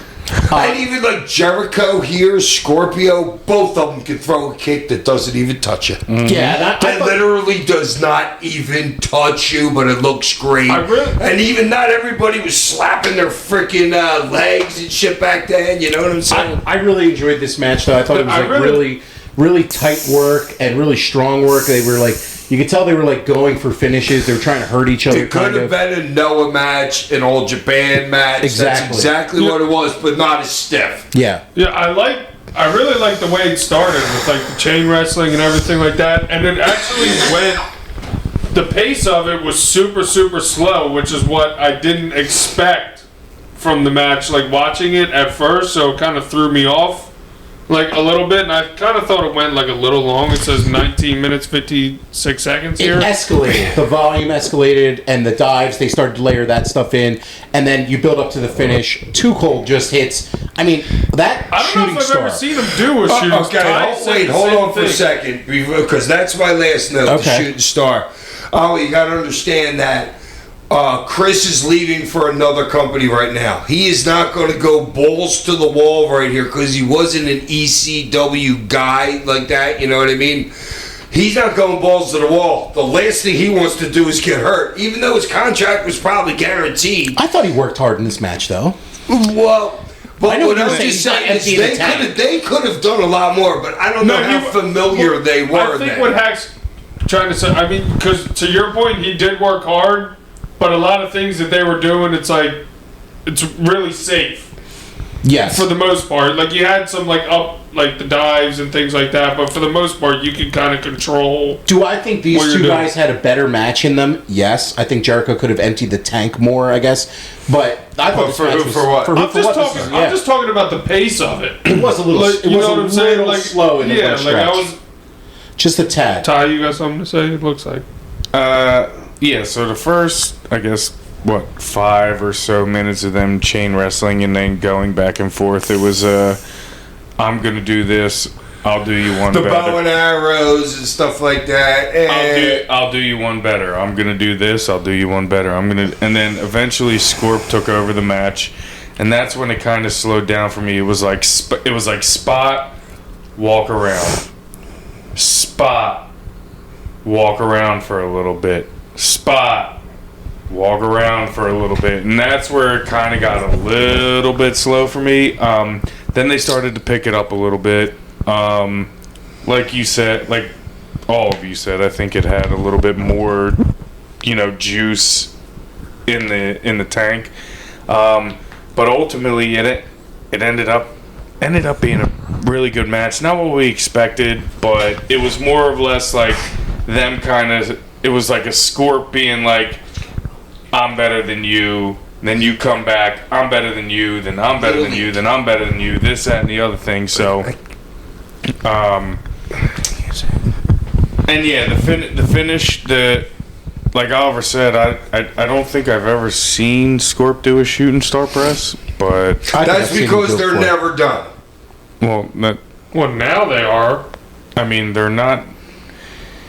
They were But more, I've just seen him do everything else besides I mean, that. I've seen him do a 450. I've seen him do a moonsault leg drop. I've seen him do 450, this. yeah. 940 or whatever. Yeah, What I've was seen him do everything, and I was like, wait. The concussion they used to call it when Booker T did it.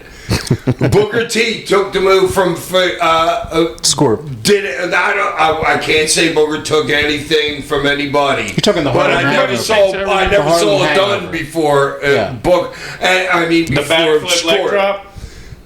Yes. Is that what you're talking about? The backflip leg drop? Booker T did more of like a Harlem Hangover. No, I think I'm they call talking it. of the leg drop Yes. kind of Yeah.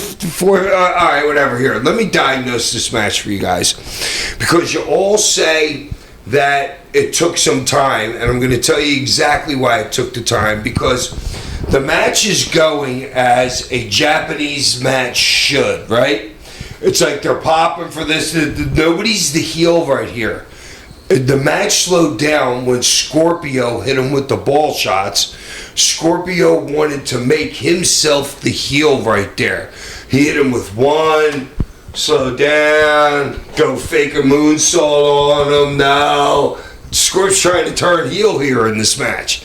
So that was the reason why it slowed down. He went over, gave him another ball shot.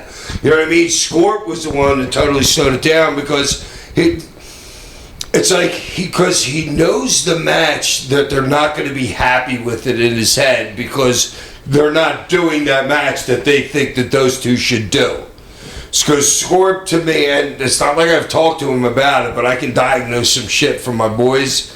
He was trying to be the heel right there to get some kind of reaction out of whatever the finish was going to be. That makes sense, actually. The more I think about it. It really That's does. exactly when the match slowed down. I mean, that kind of gathered through the match that it was like, all right, Scorp with the ball shots. So it's like, there wasn't a heel to start out, so it's like, all right, well, Besides the crowd being a we little need bit a heelish on story in Jericho. the match a little, so we got to go somewhere. Well, with yeah, it. you could tell that Scorp was hitting him with something and then throwing him outside Yeah. the ring and walking around. Well, and they doing went from the whatever, chain yeah. wrestling, and then Scorp's like, all right, well, let me get a little more physical here. The And then it escalation. slows down a little. Yeah. Good diagnosis. I enjoyed the match, though. I would give it 3.5 stars. Ollie? Yeah, I'm going 3.5 just because it was a little long for me. Yeah. I got to go 3.5 too. Okay. Ty? 3. Okay. Up next on the show, this was certainly an interesting one for the ECW World Television title. Shane Douglas with our friend of the show, Franny, taking on Pitbull number Franny. 2. So Douglas won the TV title at Heatwave 96 when Francine turned on the Pitbulls and helped Douglas defeat number 2. And then during that match, Douglas gave Pitbull number 1 a DDT onto the belt and broke his neck in the process. So this was a legit injury that they then worked into the story. Heck, any memories of Pitbull 1 breaking his neck? Well, yeah, that he blamed Shane for it, but when I watch it back on replay, and I ain't seen it in 20 years, but I don't think it was Shane's fault. So, and that was straight shoot coming from Gary And saying Hack and Shane don't even like each other. Right. Or like it wasn't like Shane's it's not. fault. That was Gary's bum. Okay. You know what I'm saying? That's like, hey, I'm giving you a backdrop, you land wrong and blaming me for the backdrop. It's not you. Exactly. It's on the guy taking that. It's your land. Gotcha. You know what I mean? So, Okay. but that's the biggest thing that I get out of it. But Gary seriously had a broken neck. I had the same broken neck, but dude, Gary's in a halo. You have to understand when you watch this stuff that guy, there's screws. There's 5 different screws coming out of those black bars that come up out of his like chest gear, and those screws are screwed directly into your skull through your skin. You do not want, and I could have. I wrestled the next freaking weekend with a broken neck, and I could have been in one of those things. So yeah, Pitbull number 1 comes out with Pitbull number 2. He is in a halo, and he does this promo before saying that the doctors don't think he'll ever wrestle again, but the crowd's so behind him because they know that this is a shoot here, and the crowd's really into this match here because that it. Well, they thought my eye being blind from Tommy Dreamer was a shoot also. The one thing I have a note here is Joey Styles' suit is baggier than an NBA draft lottery pick from the 90s. The deal back in them days? Oh my God, this suit was so baggy. It's got like 9 buttons on it. I know, seriously, take a look at that suit Joey's rocking, man. No, I thought the same thing. But I Joey's thought suits was were that always the kinda style? low-baggy. Dude, he's Yeah, I swimming thought. in that suit, man. I think it could fit me. I mean, seriously. Give me that suit jacket, Joey. What's up? So the match, Pitbull number 2 goes right away, and he's working the neck. He's giving him a neck breaker. I really like Shane trying to wiggle out of the one neck breaker, like fighting for it. The crowd just is really, really into this, and then they start to brawl around the ring. The one thing that I noted, too, from this show is just not only like how hot it looked in the building here, because, I mean, this is the middle of the summer. This is August. They didn't care. There's no AC. And the arena floor gets so many guys dirty, but especially Shane Douglas in this match when they're brawling around on the floor. His back looks like it's covered in absolute shit here in this match, man. Like, seriously. His back is like black here at one point. They brawl in the crowd. Somebody hands Pitbull to a pie, and then he hands it to him. And the Jim Levinstein. is that who it was? No. Oh, Yeah, warm apple pie, dog. I'm such an idiot. Oh, God. Yeah, you walked right into that one. I really did. Jeez. Can we edit this, please? I'm like such a moron. All right. Then one thing I have in my notes. the table that they brawled around ringside around, that table had to have been pre-cut, right? Because the second I think Pitbull 2 gets on it, it starts to like immediately sag. I don't know. Hack, were you guys like pre-cutting tables at any point? Because No, what are you kidding those me? tables. they just were shitty because tables. some get half-ass screwed up, so they just keep them on the truck and throw them out there. Okay, So it's your job to know, like, dude, am I those working with a tables real suck. table or not? gotcha. Okay. So yeah, I don't know. This match was all right. It did get, it's a Pitbull 2 match. It's going to get sloppy at some points. Obviously, they wanted him to break Douglas's neck. And then, they go in the ring and they're doing a couple things. And then next thing you know, Pitbull 2 starts to hulk up after he's busted open. And then they tease doing the blood stoppage. And then Pitbull 2 starts doing the hulk up kind of, pounding on his chest, and then he takes a couple of weapon shots from Douglas, and he continues to just keep kicking out, and after each kick out, the crowd's getting more and more into this, and then eventually Franny wraps a chain around Douglas's fist, and Douglas does a number of shots with it, and then Pitbull 2 keeps going after all of those, and then it ends with Douglas. No, he's bleeding. He really is. He is a gusher. Well, brother. Anthony's the kind of guy that would take literally like 20 aspirin before he goes out there to thin his blood up. That's just how he was. He would go out there and he would take, all right, maybe hack check, but I'm pretty sure on this clenbuterol, which would be like an asthma drug, so that would open up your lungs so you could take more oxygen in. Wow. Yeah, that was So how that's- Anthony was. That's sicko shit for some real blade jobs right there. He wants that dark blood to be pouring out. Well, it certainly was. And then Douglas hits a pair of belly-to-belly suplexes for the 3 count, and he retains the title here. I don't know. What did you guys think of this match? Because the crowd is really into it. It's a Shane Douglas and Pitbull 2 match. It's certainly better than some of the other matches I've seen them in. I actually kind of enjoyed this one compared to I know the Barely Legal one didn't really do it for me, but this one, all the bells and whistles, smoke and mirrors. I think I give this about 3 stars, I think. Yeah, this one was better than the Barely Legal match. I mean, they went outside, they did their thing. What was I going to say? I mean, like you said, the crowd was actually really into it because Gary went out beforehand and, did And everyone wants to see Shane get his ass kicked. Oh, absolutely. Shane Douglas is a great, great heel at this point, man. Right, and then Gary Franny is went too. out and was like, oh, the doctor said I'm never going to wrestle again, this, that, and the other thing. So, he already had everybody, in the ball, $69. in his Quiet. hand, in his hand. You know what I'm saying? He had the whole crowd, in his hand already. So, and Anthony did his great. It was so great because he's, beating his chest. And he's, doing the whole, the Frankenstein, you're not hurting me. Yeah. Boom, boom, boom, boom, boom, boom. I thought they did because it was the chain it was the bracelet and then the chain was probably a little, too much, a little bit Well, too it's a drug. Shane Douglas match, Right, man. it You're was getting probably everything. in it this was thing. probably a little bit too drug out, but I thought it was pretty good and entertaining I thought it was a on the good whole. match. And it was a little... Franny star of the match. Oh, Franny's so great, dude. Franny was peak Franny right here. And even when you don't need to grab the ref in ECW, she's still grabbing the ref. of course, you're trying to make Yeah. That's how the heat has to be. If Right. you know what I mean? Even though it is, like you said, it is ECW. I give this about 3 stars. Ollie, what do you give it? No, wait a minute. Hold on. Franny was actually great there. All right, I said so. That's Yeah, why I we- said we- star of the we- match. we Yeah, just I said know, that. but You I weren't had a listening. fraud alert on my credit card. Oh. And I wasn't really listening to you idiots. So I got here, great timing, Franny, fucking totally. And I got her, and I called her a no-boob, freckle-faced loser. Wow. Because she didn't have her boobs yet. But she had more boobs than I remember. I thought she was straight A cup. She might have been a B.5 cup back then. But she didn't have her big boobs yet, and her face, total freckle-faced, freaking, with her when she's on Shane's back when they come out to the ring. Just freaking hilarious. But listen to Franny's podcast. What's Franny? Somebody pump Franny for me.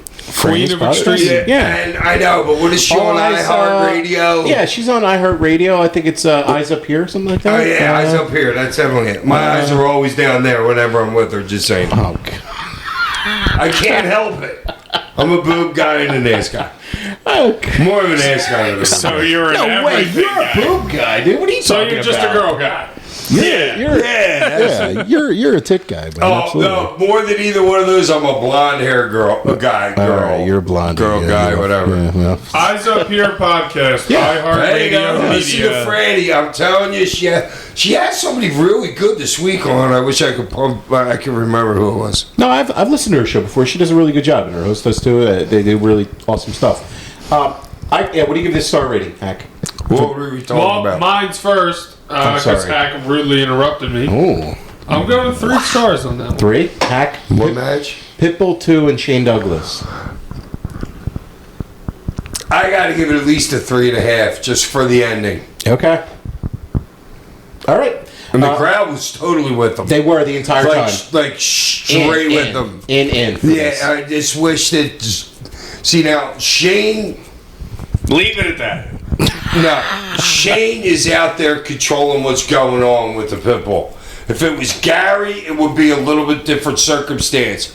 Anthony could have taken that crowd into a better spot, but Yes. didn't. Okay. Interesting. Up next on the show, this was Taz and primetime Brian Lee taking on Tommy Dreamer and Dr. Death Steve Williams. All right, hold on. Here's my other note. You tell me that this crowd's so smart, right? How come none of them knew it was Dr. Death until he got in the goddamn ring and took his hood off? Oh, you're saying they should have known right as he's Right coming out? away. But they didn't. Did you even realize that? I mean, it They kind didn't of... pop for him until he was inside the ring and took his hood off. They didn't know who it was. They should have known because he's got Because the they're jacket on. smart, and you're saying that, well, they'll know Johnny Smith. If they know fucking Johnny Smith, they knew Dr. Death. I think That's some... my point of the smartness of the crowd then. Okay, I think some of them probably were like, "Oh, this is Doctor. I think it's Dr. Death." And then when he took off the hood, takes that back, he gets the big pop. Big pop thing. Huge pop, huge Dude, pop. do you see how thick he is? And I He Googled is a it. brick shit house, He's dude. 30. Seriously. Dude, he's 36 years old, and I know a lot of people have never been like near like a barrel of wine or a barrel of whiskey. Dude, that dude is as thick as a barrel. His whole upper body. Oh, he's a beast. He's 36 years old, and the shit this dude's doing in Japan at this him and Masawa. Oh yeah, Like, he's at this- all Japan.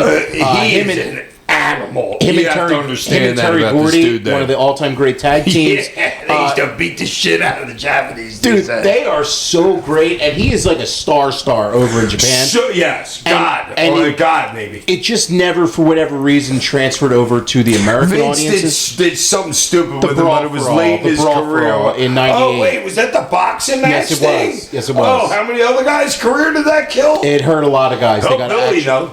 Billy Gunn. Bart, And Bart, Bart, Bart, and Bart. Butterbean. Butterbean was afterwards at Mania 15 here in Philly. About that. Yeah. Dr. Death Steve Williams, huge star. And this is like a really, if you look at this, such a random ass match on paper, but this really was well laid out. I love the way that this match was laid out. Hated it. Fonzie was Hated it. hyped up that he lost his hat. And just to take a note, because I've said this before, Fonzie hits the ropes like the rent is due here. Okay, guys? All right? All right, I'm telling you, he does. Watch Fonzie hit the ropes here. Fonzie takes the mic, and he calls out Sabu, so he gets some heat onto that angle. You're just adding heat for that program, even though there's no direct angle on it. And then Dr. Death obviously got a huge reaction. Looks like $1 million. The crowd goes nuts for him. This is just a straight-up brawl around the arena. One of the things I liked about this is you kept Taz and Dr. Death away for their segment until later in the match. Taz does this T-bone suplex to Tommy Dreamer through a bunch of tables off the Eagles' There's nest. one table. Well, there was 3 stacked, but he only hit the first one. I thought that was a sick... That's because Taz was too short to get him to the next one. I do like how Dr. Death was like right around the corner there, and he was like, "Yeah, I'm not climbing up there. Sorry, Tommy." This dude is there for the payday. He just turned around and went back to the ring. He's like, yeah, I'll wait. Fonzie then back in the ring as this going on, he takes down Beulah in the ring and actually legitimately hurt her, broke her wrist, I think. And then man, Dr. Death comes in the ring, and Hack, this is something that you texted me this week.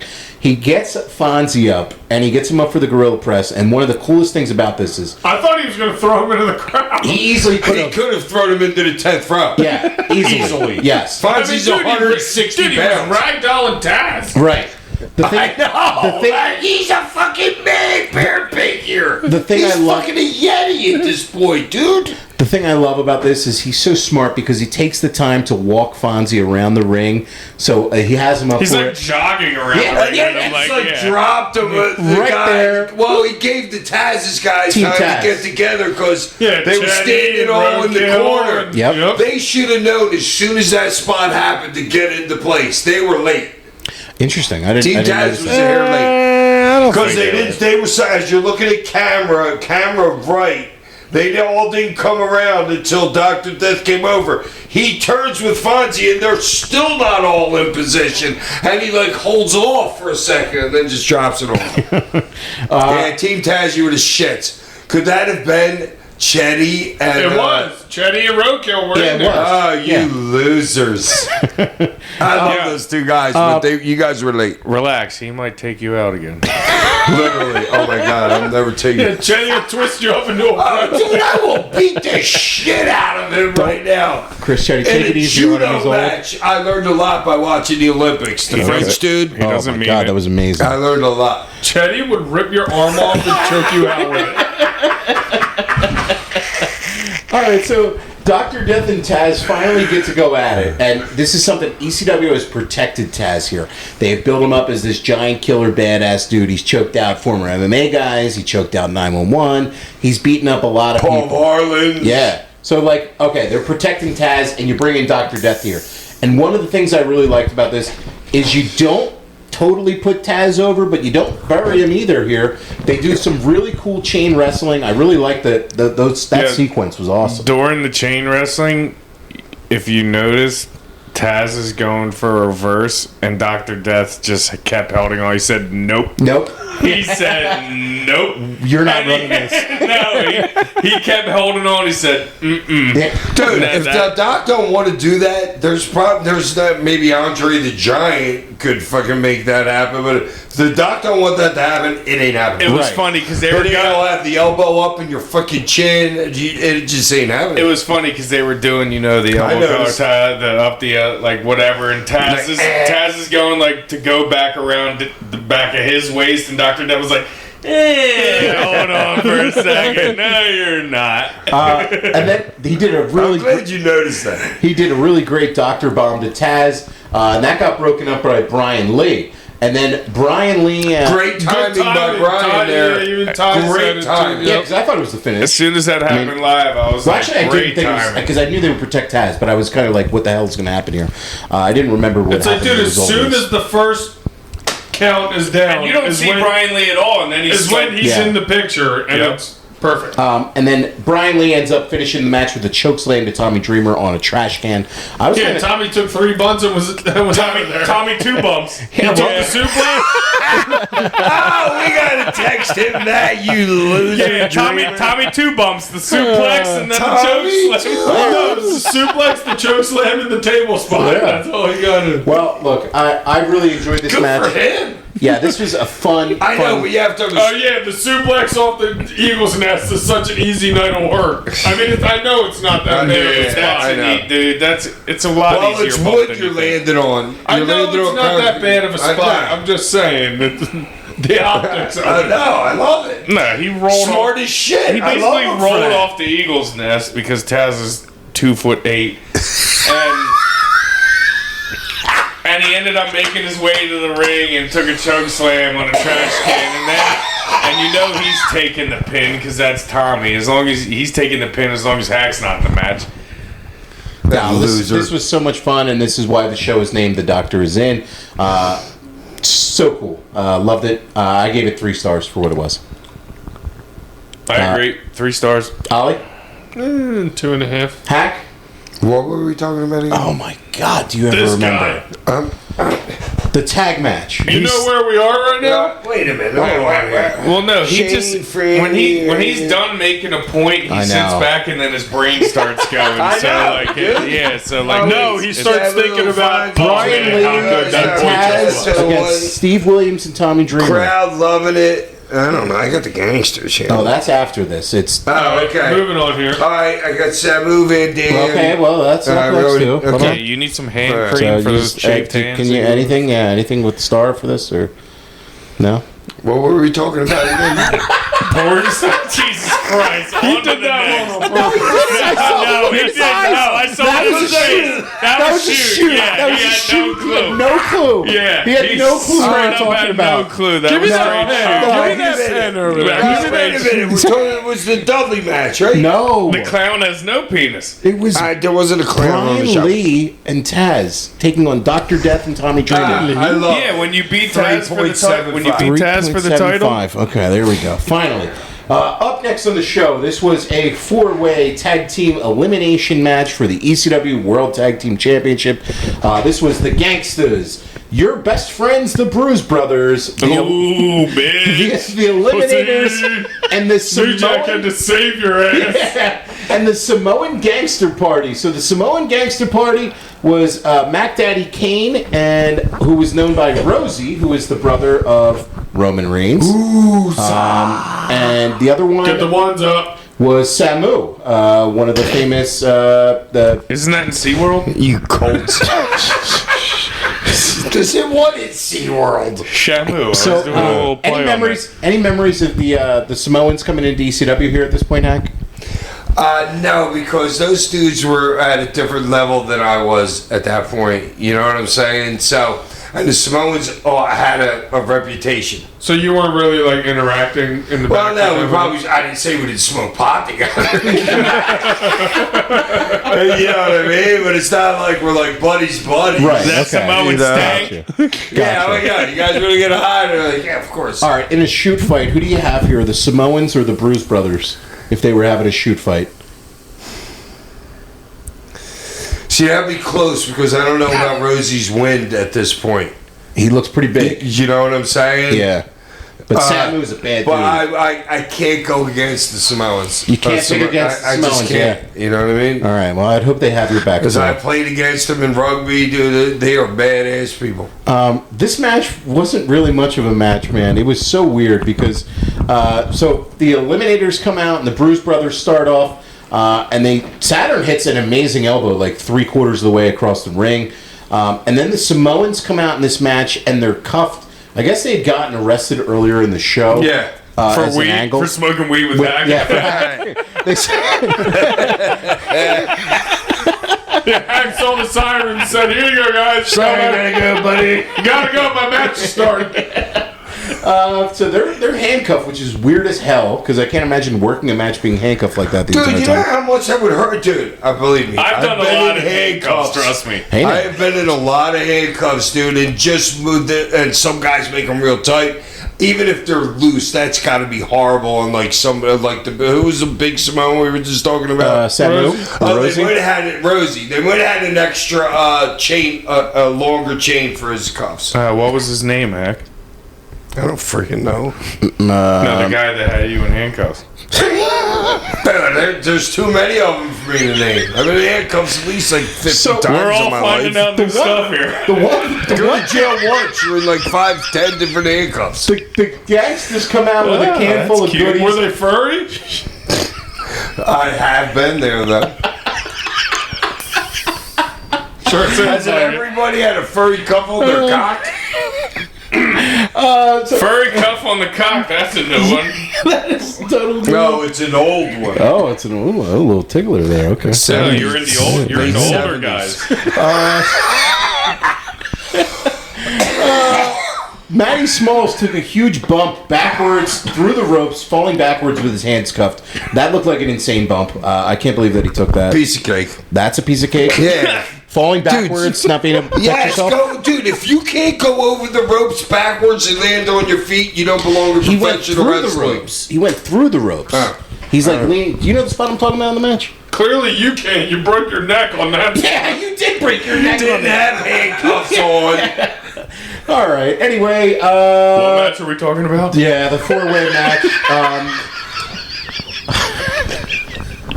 I'm imagining what multimillionaire and future Jags owner Shad Khan is thinking as Natural Born Killers was playing, and a fat Samoan handcuffed is hit with a trash can. I have, what do you think? Listen, I really think this is going places. Yeah. That's funny. Here's $150 million, son. It's in escrow. In 2019, you can start a wrestling company. This is amazing. That's funny.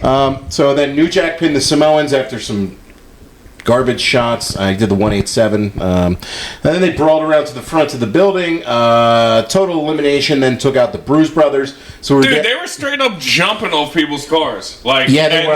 Like They legit were people's setups. cars. Oh, they were Yeah, they were setups. Out front? work cars? Yeah, they were setups. Oh, really? Yeah. Wow. Even out front. Yeah, the two, the truck and the car The were the Jeep two and setups. the Because whatever. didn't you go to the car, to the truck, Yeah. to the fucking, the spot, or whatever? Yeah, they were setups. All right, I thought that was like shoot try, and I was like, man, Yeah. come to an ECW show, you get what you get. Yeah, really, you come out. Insurance doesn't cover that one. Yeah. Sorry, Hey, listen, man. I went to an ECW show. They're like, all that's right, not covered. here's your Yeah. deductible back. Like, Oh, no. yeah. That's not covered. Yeah, no. It got down to the Gangsters and the Eliminators. They did a power slam and a flying chair shot by New Jack. And then the Gangsters picked Missed. up... Yeah, and then the Gangsters picked up the win. Man, this was not my thing. It was a wild brawl.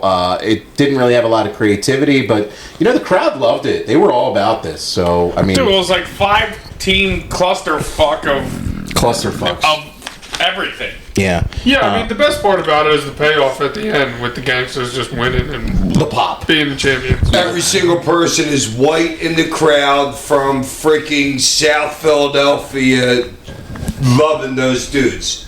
That's the thing about Philly that you gotta love. I just made a note right down because that ain't the usual neighborhood that likes black people. Okay. And That's some especially mummers. Jack and Mustafa are coming from working. Yeah. So, but I just love just a note that I love that. Nah, That that's was a good- all that's these a white good point. people fucking chanting the black guys. Yeah. saying. That's a good That was point, so Hal, cool. because it's like, dude, they don't care. Like, dude, they just appreciate the business. They just Yep. appreciate the work. Like, Yeah. it's a good point. And then afterwards, the Eliminators teased a little bit of dissension. I don't know where they were going with there. They didn't end up breaking up, so it was just kind of whatever. They did break up? No, they didn't. I'm saying they didn't end up breaking up until Perry left the company after Barely Legal. Oh, that's right. He went You to had to go wear a WCW. skirt Yeah, for he WCW. started wearing a Not skirt, yet, not everything. yet. Yeah. Here's the Already went Raven. down. McIntyre, Yeah. he was just ahead of his time. It's not working for McIntyre. It is. All right, so this match, I don't know. I give it. No, didn't he used to come out with a skirt, but he Kill. doesn't anymore? Yeah, and a kill. sword, Yeah. a 6-foot sword of Damocles. Yes. I gave this 1 star. I don't know the about you. Braveheart sword? What do you give it, guys? Sounds like you and the fuzzy Yeah, cups. 1 star for me. 1 star. I'll just say 3 because I don't want to sound like an idiot when what match we were talking about. There you Three. go. This Just guy say is 3. ridiculous. Just say 3. So. Do my notes, freaking, because I got them upside down this way. I got fucking Yeah, because well, I maybe don't if you like didn't all bunch them all together, you would know what match we were on. Yeah, Motel 6. We'll leave the light on for you. Yeah. the shit. Up next on the show was the main event. So this was the Extreme Stretcher match between Rob Van Dam and Sabu. This feud was started because Rob Van Dam disrespected Sabu by refusing to shake his hands, and it led to a series of matches between the two guys. And they had both gone out on stretchers in a previous meeting.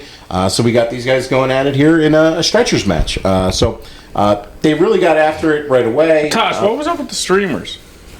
The streamers that's like a Japanese I tradition. know it's a Japanese thing, So I but don't- why Sabu and Van Dam? I don't Do know. you know? I don't know why Okay. they chose to throw them out for them. It's a Japanese tradition. They would do it a No, lot. watch it. Were they? They'll do it every match sometimes over there. No, yeah. Well, yeah, I know that. So I was saying, like, I knew it was a Japanese thing, but I saw on Hardcore TV. Were they in Japan the previous week? No, or they was went to Japan the following. You Okay, guys did a tour all to right. Japan a couple weeks later. Okay. So I don't know if it was something where they were doing that because they knew maybe like the a tapes would go over there. Okay, all right. I actually saw yeah. a clip of that on Twitter, like Joey Styles and like them in like the city, like Tokyo or wherever they were. And Yeah, I just thought about it. I'm like, it's pretty damn cool that ECW was over in Japan, Japan. like doing in a show. 1996. In 96, yeah. And maybe it was maybe they had been teasing that they were going over to Japan, so maybe they been related to were that. throwing that because RVD was wearing like the kimono, so I don't know if that had like. I don't know if people but- brought them for, expecting a surprise for the mystery partner, maybe thinking like, oh, this is going to be, I don't know, and thinking maybe it was going to be a Japanese star, Right, that's and they just had them, and then wanted to throw them, or if maybe they had like pre-organized to like, all right, we're just going to throw streamers before the main event because that's what we've seen over in All Japan for big matches, or New Japan in big matches, But because we that just just- want to do that. Because I've been at Ring of Honor shows before, like back in the day, where Oh, and they throw fans would be doing streamers just like a motherfucker. streamers and everything, and it's really cool. I mean, I love the like aesthetic of it. Stupid. No, It's I a love cool it. tradition. I like it a I lot. like I it. think it's cool, man. It's something different. I mean, it's not like It's cool if you do it for like your main event or like your biggest pay-per-view of like the year. yeah. No, So- Dude, listen, if you want to go to Party City with 3 of your buddies and just like unload the clip on your credit card and just say, hey, we're getting a bunch of streamers. No, I just didn't know if you had any context after that. No. But I had realized that they were going to If you Japan. picked up and any then- notes from the Observer on not that like one. Yeah, there was from no notes in the Meltzer and Observer the, from Meltzer about the streamers being thrown You in, the, mark. in the show. No, dude, I hate it because in the Funk match with me, Funk and Stevie, our first pay-per-view, Barely legal. I had barbed wire set up under the ring. They did streamers before the match, and then all the streamers ended up on top of my barbed wire, and it pissed me off because I was using a barbed wire. And to you've held a finish. grudge against streamers ever Yes. since. I swear to God, that's exactly why. So that's why I never had streamers at my birthday party. Wow, man, what a Jesus shame. Christ. The one thing I wanted. I really enjoyed this match, though. I thought this was sucks. I thought it was a fun match between RVD and Sabu. The limitations of the gimmick a little bit, where it's like you're trying to load the guy on the stretcher. It's a little wonky, I guess. Well, because you have idiots running the stretcher freaking crew. You know what I mean? How much could you fumble with a freaking stretcher? Well, they couldn't get the one when The Rob thing was should on it. never be up. It Yeah. should always just be down. Why the fuck would they want to put it up? I guess for spots to No, lay the it's guy on it. stupid. Yeah. There were a couple times in this match where like Sabu went for things and just didn't hit him, and RVD missed a couple spots That's as well. Sabu. Dude, That's what I like about that these guys, though. moonsault on The the, moonsault stretcher on the stretcher and the guardrail Is oh absolutely my insane. Goodness. So Sabu at this one point in the match, it's How do you towards not the end of the snap match. your leg in half? He gets RVD, he lays RVD out on the stretcher, and then he pushes back the guardrail, probably like, probably about 4 feet, pushes it At back least. in. And then he gets up to the top, he gets up to the The middle rope. middle rope, and he does a double jump moonsault, and his legs hit the guardrail on his shins, and I don't know how he didn't break his leg on that He spot. did not do a double jump moonsault. He did a moonsault. I'm sorry, not a double jump moonsault. I I apologize. just love correcting you. Well, you're right. Actually, it wasn't a double jump. I love I'm so correcting used to you. saying. Dude, I don't get a chance to correct If you you. want to get technical, you are jumping twice. Because I'm an idiot. Ooh, I like it, but it's What was not a that, double Alex? So if jump. you want to get technical, you are jumping twice. No, it's not. I know what you were saying, but Horrifying. it's But dude, why would you pull the guardrail back 5 feet, then push the stretcher against the guardrail, and then go to, what are you trying to moonsault him with your toes into his gut? I don't know. It's Sabu, man. He doesn't like it doesn't matter. homicidal, suicidal, Genocidal. Yeah. It's Sabu. That's why Sabu's triple jump moonsault was really 4 jumps. Yeah. Hey, you have to understand too, when he would hit you with the moonsault, right? He would not touch you because when he would spot you, every single moonsault he does, his toes hit the mat on the other side of your body before his body hits you.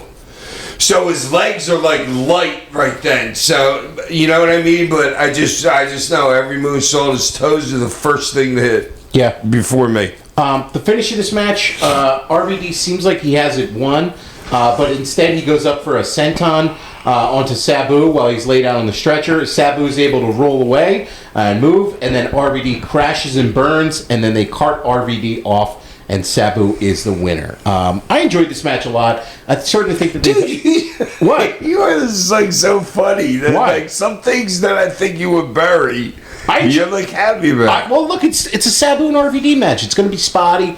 They're gonna do it's like a. It's, Oh, wait a minute. So, are you just giving him credibility because it's a Sabu and Van Dam match? Like No, I do. Yeah, I those are his boys. no, I enjoyed the match, man. It's fun. It's a fun match, man. It's a car Mr. crash. Four-star over Yeah, here. you know what? It's a I've listen. changed. Mr. It's a Friendly punch Four-Star It's over a here. demolition derby when you're Well, watching I mean, the series. Absolutely. It's And the that's what Malachi Crunch. and they delivered on that Well, and I demolition want to derby. know at this point how many like stretcher matches are happening in the business. None. I mean, they did it before. There was Well, there's a couple reason before, they but don't, it's- because that was horrifying. to me, it's not a great gimmick Right. match, but I enjoyed this match. I'm giving 3.5 stars. I just had a great Three. thing that I missed. You're going 3? Yeah. Okay. Oh, Ty? go ahead. Yeah, I would say 3.5. It was super entertaining. Probably went a little bit longer than 23 minutes. Probably 23? went a little bit longer. Well, can a stretcher match go less than 23? You got to be debilitated. You know what I mean? No. After hearing it was 23, then maybe it just seemed like it was longer than it actually was, just because a lot of the gimmick shit that was going on. But I mean, I enjoyed it. It was great spots. It's Sabu, it's RVD. They put it together. How can you not enjoy it anticipating what the hell is going to go on next because You don't know. it's a stretcher match? You never know what's going Right. to happen in a match Yeah. with Sabu. What's going to happen next? And those that's, two- yeah, that's like for me at least. That's one of the reasons I love Sabu's work so much is because everybody in the business has such a formula to their matches, and a Sabu match, you never, even though you know some of the spots he can do, you never know when is he going to do them or if he's actually going to land it. Like it's just, Dude, I that's love what it. I've man. always called, dude. I've called him the most innovative wrestler, move wise, of my era, this entire era. That I mean, dude, look at the things that the guy does. You can't, like you said, you can't predict anything that No. he's going to do. Everything that he does, and just think just something as simple as the triple jump, and what people have taken off of the triple jump. Like, and made that, like, that's the stem to everything that is wrestling right now. Yep. Hack, what do you, You know what that match needed? It needed to be in a bigger arena, and they needed to have 15 feet outside the ring everywhere to make it way more entertaining. to do Yeah. more dives? and- Yeah, well, you know what I'm saying? Little more room they to were breathe. confined in that area. You know what I'm saying? Hey, you're not putting a guy on a stretcher going off the top rope and hitting with something in the middle of the ring. You know what I mean? It's going to be something outside. Yeah, when they got to like Something. the entranceway and you saw how like pushed close together everything was and on top of each other that everybody was. entranceway was so tight, Like you couldn't dude. fit a stretcher going the opposite And not to end. mention, there's a metal beam right in the Yeah, middle of it. That's a structure of the building. Like You're Nah, it's- walking down that entrance. You're walking down that entranceway, and it splits. It splits, and there's maybe Oh, it's like you're close. like 3 feet from each way that you go to. Like when you're walking down it. From Oh no, it's beam guardrail right next to the left side of the beam as you're going out 3 feet other guardrail tops. yeah, it's tight. All right, here, let me give you my notes here. Okay. So in the beginning, Sabu trips on a freaking bottom rope. Like, I don't remember what it was. And I can see RVD making fun of him. Being like, yo, dude, I just caught you tripping. Just like a little funny thing for me.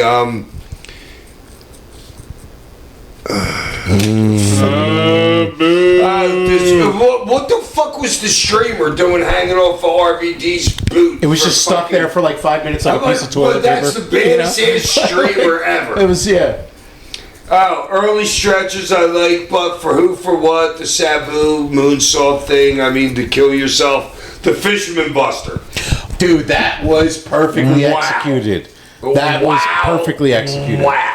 I'm glad that you brought that up, Hack, because that was like, I was a little worried because again, the table was like kind of rinky dinky. Wow. And I was like, are they going to fall through this before it actually happens? No, he drilled it and it was perfectly executed. Hey, dude, Real it good. popped me, like, made me, like, go, oh! Yeah, it reminded me of that, if you remember the match that he had with Rey Mysterio on the second one night stand where they hit the DDT table spot. Just Great like spot, flawlessly yeah. executed.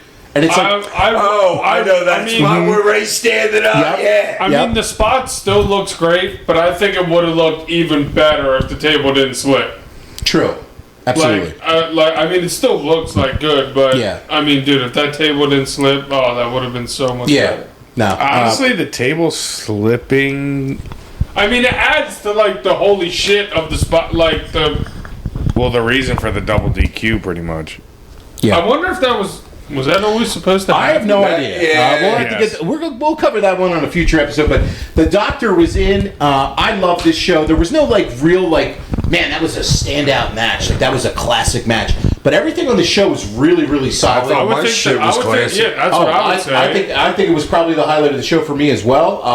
I really enjoyed the work across the show. The star-studded cast that was in ECW at this point. I mean, look at this card. You're welcome. Oh, this guy. No, But seriously though, look at the card. All Hey, these dude, guys and on the the show. Dudleys aren't even the Dudleys really yet No. here. You know No, what I'm they're saying? We got a young core coming up here. And that's the cool thing too about ECW. Except Roadkill and next time I see both of them, well, we're gonna hope Roadkill's not gonna kick the shit out of me in my back when I tell him, and I'm gonna And tell him Chetty's he's not late. going to choke you out. But that's- they both might do it together. What did you guys think of the show overall, though? I mean, it was a good show. You know, I mean, for solid show, you know, you have your. Dude, Not everything you need in the ECW 1996. I loved This it. show is Yeah. a 4.5 for 1996, dude. Yeah. What the other companies are putting out right now, this shit is gold. Yeah. It Yeah, really is. it's a very good. I mean, if you think about, other than the Devon Storm Mikey match, I mean the crowd is with every single thing that's Totally. going. That like every Great single crowd. thing that's happening Great crowd. in every match. Yeah. Like Hack, the you and Stevie match, the Pitbull Shane match, Scorpio, the Jericho. They the were- I know, Dudleys, the Jericho thing. Like everybody is in. But every I single think match. that even like the shit that I was doing with Raven and him taking my family, I think the Pitbulls got more fucking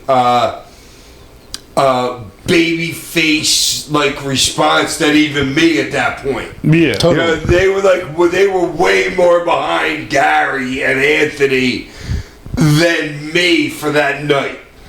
Yes. Yeah. Next week on the show, we will be reviewing. Fuck, what was this? I'm not Hardcore sure. Heaven 94. Hardcore Heaven 94. I apologize. I totally lost that for a second. Thank you, Ali. Boo hiss. Okay. As always, send us in questions to sandmanpod@gmail.com. My favorite part of the show We coming up. want to hear from you guys. Please send us in questions. We do have a bunch of questions this week. Up first on the show is Cox from North Brunswick, New Jersey. Cox, I don't remember this name. That's a I like new Cox. listener. No, North Brunswick. Yeah, so North he's by Brunswick. the college up there. There's a college in Brunswick right there, very famous college. Rutgers? Is it Yeah. Rutgers? Yeah, probably. Okay. Hey, y'all, love the show. You guys have a great chemistry together, especially when Hack is burying Tosh. Oh, I don't agree with that at all. That's the chemistry. No, I don't agree with that at all, Cox. Question about the original Sandman gimmick. How did Hack break in doing a surfer gimmick? It doesn't seem like something that would have fit his real life personality at all. So I was wondering why he broke in as a surfer of all First things. of all, what are you kidding me? The Bleach Bomb Blonde show from Southern California? Wow. That's never swum on a beach in his life. I hate to say it totally. Quit. What's his name? Cox. Cox, this is a great question, and I'm going to try and keep this below like 2.5 minutes. So, I show up at an independent wrestling show because me and my buddy Ruben, we went to a WWF show, and somebody put like a little piece of paper on my windshield and said, hey, this is a little independent show around in Philadelphia. So me and my buddy Ruben decided to go to that. It was a couple weeks later. Went and saw that show, and that as soon as I saw the opening match, I'm like, Rubes, I can do this. I ended up giving the guy Joe Goodhart $3,500 a couple days later, and then I started wrestling. What was the question? How did you end up with the Sandman surfer Okay, gimmick? so I'm working for Joel Goodhart, and I probably have I started in June of '90. I started March 6th, right after Kelly's birthday, maybe March 9th. I started in school, went to wrestling school for 3 months. June 9th, had my first match at in Norristown, PA. And then next thing you know, Joel Goodhart goes to me, "Hey, Jerry Lawler wants some people and wants somebody to go down to USWA." I don't realize it's the company's doing the worst it's ever been. You're not going to make any money, but that wasn't the point. I was going no matter what. But Lawler said he wants something with a gimmick. So obviously I'm the Sandman, you know what I mean? So I go to the Pipples. I need a surfboard. Gary says, "Come down to my house." We went right down to Delaware Avenue. He told one of the bouncers, we went to Rock Lobster was the name of the bar. He said, "Grab that surfboard off the wall. My buddy needs it." Next week, I drive down to USWA. 3 weeks later, I'm working on top with Lawler. Wow. What was the question? That's how you answered it. How you broke it. So what? I got it because Lawler wanted more of a gimmick than just the Sandman did. Yeah. Who came up with the Sandman name? Joel Goodhart comes in. Tyler is literally an infant in his mom's arms every night that I was at professional wrestling school. For those 3 months, we would go down 4 nights a week, a couple of 3 hours a night. We'd have to drive an hour to get to and fro from there. How did you end up with the name Sandman? Oh, so Joel comes in. Joe Goddard comes in. He goes, "Just saw this on a 95, a billboard. Mr. Sandman, box spring and mattress." He goes, "You're going to be Mr. Sandman, and she's going to be Peaches." Okay, the Joe Goodhart. He got it literally off a billboard on 95 in Philadelphia. That's amazing. Okay. Great question. Cox, he also asked, did you ever work with Surfer Ray Odyssey? Feels like something would be a natural thing, either as a tag Been in the team. locker room with him. Don't remember ever being in a match with him. But he was doing a server gimmick when I did it. And as soon as I got back from USWA, Paul Heyman was there and he's like, "Don, you're getting this broke over your head." That night, and it was gone. Yeah. It was like 3 months of my career. Okay. And he said, "Love the show. Keep up the good work." Thanks a lot, Cox. I appreciate that, man. Coming up here is Johnny from San Antonio. Hey, San Antonio. How's the weather down there? What's good, fellas?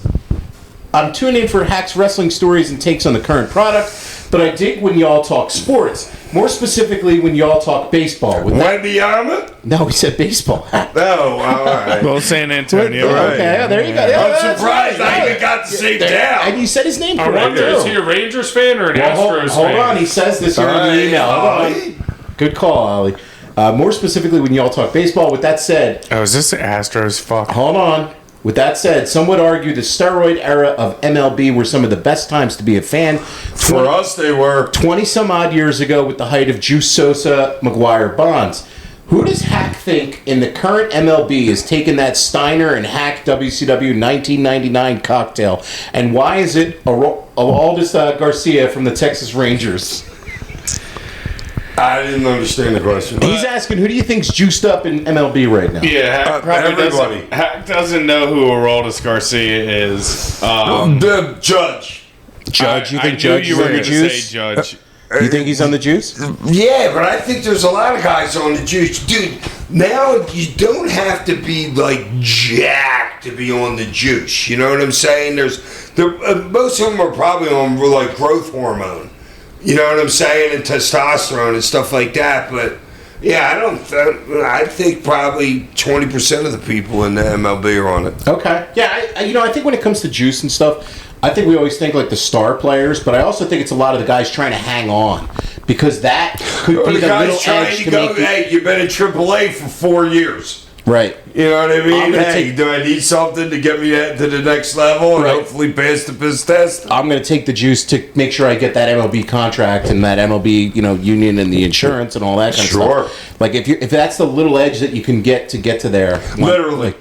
why Well, wouldn't dude, that? and steroids is not only just you're a power hitter now. It's like no, it's like Injuries and- It's Recovery. It's recovery. Recovery time is in half. Yeah. Yeah, it's your recovery. It's everything you're able to do. It's your focus. It's a lot of things that, like, not just like, hey, I'm gonna take this needle and I'm gonna jack a 550-foot homer. Yeah, it's not all like, Brady Oh, Anderson and you still also have to do the hardest thing in sports, which is put the bat on the ball. and hit a baseball. Yeah. Dude, you can't inject steroids into your eye to make your eye pick up the seams No. of the Right. ball spinning. Oh, I got to show you guys after the just can't. show. This, if you haven't seen it yet, it's a Barry Bonds clip of him and Greg Maddox breaking down an at bat they had against each other. Yeah, and they're each looking at an nice. iPad. I'll send it over to you guys Yeah, after this. please. It's amazing. I didn't watch the whole thing, but I saw it. Dude, Well, it's so good. Barry could say that he could pick up the spin of a ball. Yes, and that's like what he 10 feet out of a pitcher's hand. They talk about it. That is retarded. He also says, sidebar, I'm an Astros fan. Sorry, not too sorry about 2022. Trash can! Bunch of cheaters. You and Mattress Loser. Matt Johnny can go fuck What do you yourself. like? I say do whatever you can to Were you win. like the Cowboys too, loser? If you ain't cheating, you ain't trying to win. I was at Game 4 when... Oh, we got no- quiet. All right, I'm just saying. I'm surprised you even fit in the That's seat. all right. Shut Nick. up, you piece of shit. Up next, Drummy. We're gonna get Drummy! we're gonna get the Astros back. Yeah. It may be in like 5 years or so, but the Astros are gonna get theirs in. Well, 5 years we're going to blow. We'll see. We'll have Trey Turner 6 years into a contract. Next We'll have question. Yeah. Wrap it up here. Drummy from Harper 7 years And the in. Cowboys haven't been good since '96. Drummy from Drummy! Since the Bryan Doctors Street Tavern. Sorry, Sandy. What's your tab? Sorry, Sandy. Been busy AF lately. Having said that, have you ever saw the film Cloud Atlas? By far, Tom Hanks' best film. If you haven't watched Wrong. it, would you consider watching it with a huge fan? Wrong. We could pound down a couple IPAs. See you soon. No, never seen that movie, but I can't imagine any of them being better than him and Wilson on an island. Yeah, okay. He's This dude, that's one of the greatest roles Have you ever. seen Cloud Atlas? Have you seen that Literally, movie, ever. Josh? I've never seen that movie. No, I've never seen it. I've never heard of it. Never even heard of it. It might not even exist. Drummy! Drummy, you I've might never be even drunk, heard of dude. that. Drummy Yeah, what's that exists? tab at? Yeah, what is Drummy, that? are you AI? Drummy, come on, man. All right, here we go. This is from Darren from Grimsby in the UK. All right. Jared! All right. Shout out. Come on! You guys did great in the Olympics. Okay. Hello, everyone. Hope you're all doing well. This is a question for everyone. What is your favorite ECW match from back in the day and why? Wow. This is just an amazing question. We know Tasha is double dog call. We need to do an episode about this. All right. Good idea. Great question. man. Yeah, that's tough. We are gonna- Episode. no, we need to that's think a- about that's a- it. Might have to be a Hall of Fame kind of like I need thing. to do serious homework Wait, for who's that the one. guy's faces on the mountain? Mount Rushmore. Yeah. Okay, so Darren, that is Great such question, dude. That is such a great question. We're going to have to blow that out to a full episode at some point. I've already told mine a couple times, but I'm sure there's a bunch of others that we had just forgotten about. So, great question. Yeah, we will the- get the we will get Darren back to it. episode. Yeah, the Darren episode. Thank you very much. As always, our last question of the day from Kevin from Dayton, Ohio. Kevin. There he is. Haven't heard from you in a couple weeks, Kev. Yeah, loser. Oh, okay. Kev. He was probably on vacation. Kevin writes in, Hack, any memories of Dr. Death Steve Williams being backstage at this show? He was a giant star at this point in time in Japan. I was wondering if you had any interactions with him or chance to even smoke with him. I know he had gotten in trouble for bringing in weed to Japan. Did you have a chance to have a session with the doctor? No, I don't remember, but probably absolutely not because he was on such an utterly different level than I was. He was too cool to smoke with you? Well, no. it Dude, was I just- remember being around Dr. Death. Dude, You were a pussy. remember. So maybe we did smoke. Dude, you have to understand, smoking pot. All right, so. Dude, he was in remember- the van. We were in the van. And Yeah, so he had. Side check? Did I pick him up from the airport? Because I used to pick up anybody Rick Steiner I picked up once. Somebody else I picked up from the airport when we were doing. So Paul and Todd would know that nobody else in the world is knowing this except me. I'm almost like 100% positive that I remember us back in the Sandman, like the double captain chair, like he's got the towel over his head. We're all just fucking like sitting there, and obviously they're all fucking smoking, but I'm like 6. I'm like getting into character, obviously. And no, I don't know. I just kind of vaguely remember that. Interesting. I mean, it is what it, If you remember it, I'll take your word over Haks, actually, Todd. Easily. As always, send in questions to sandmanpod@gmail.com. We can't wait to hear from you guys. Like, share, review. Follow us on Instagram. How did he forget the biggest spot of the night? We haven't forgotten that, dude. What are you talking about? You weren't getting into it. The Cane of the Week and the Toast of the Week. No, you always do it before then. No, I don't. I'm kicking it over to you right now. This fucking guy. We're like 23 Well, I don't episodes. have anything. Just say no, I don't have anything. You don't have anything? No, I do. Dude, honestly, LeBron's defense, for him, captain in the team, dude, the man was all over the court, like leading the way. His defense was freaking God. Got to put him over for that.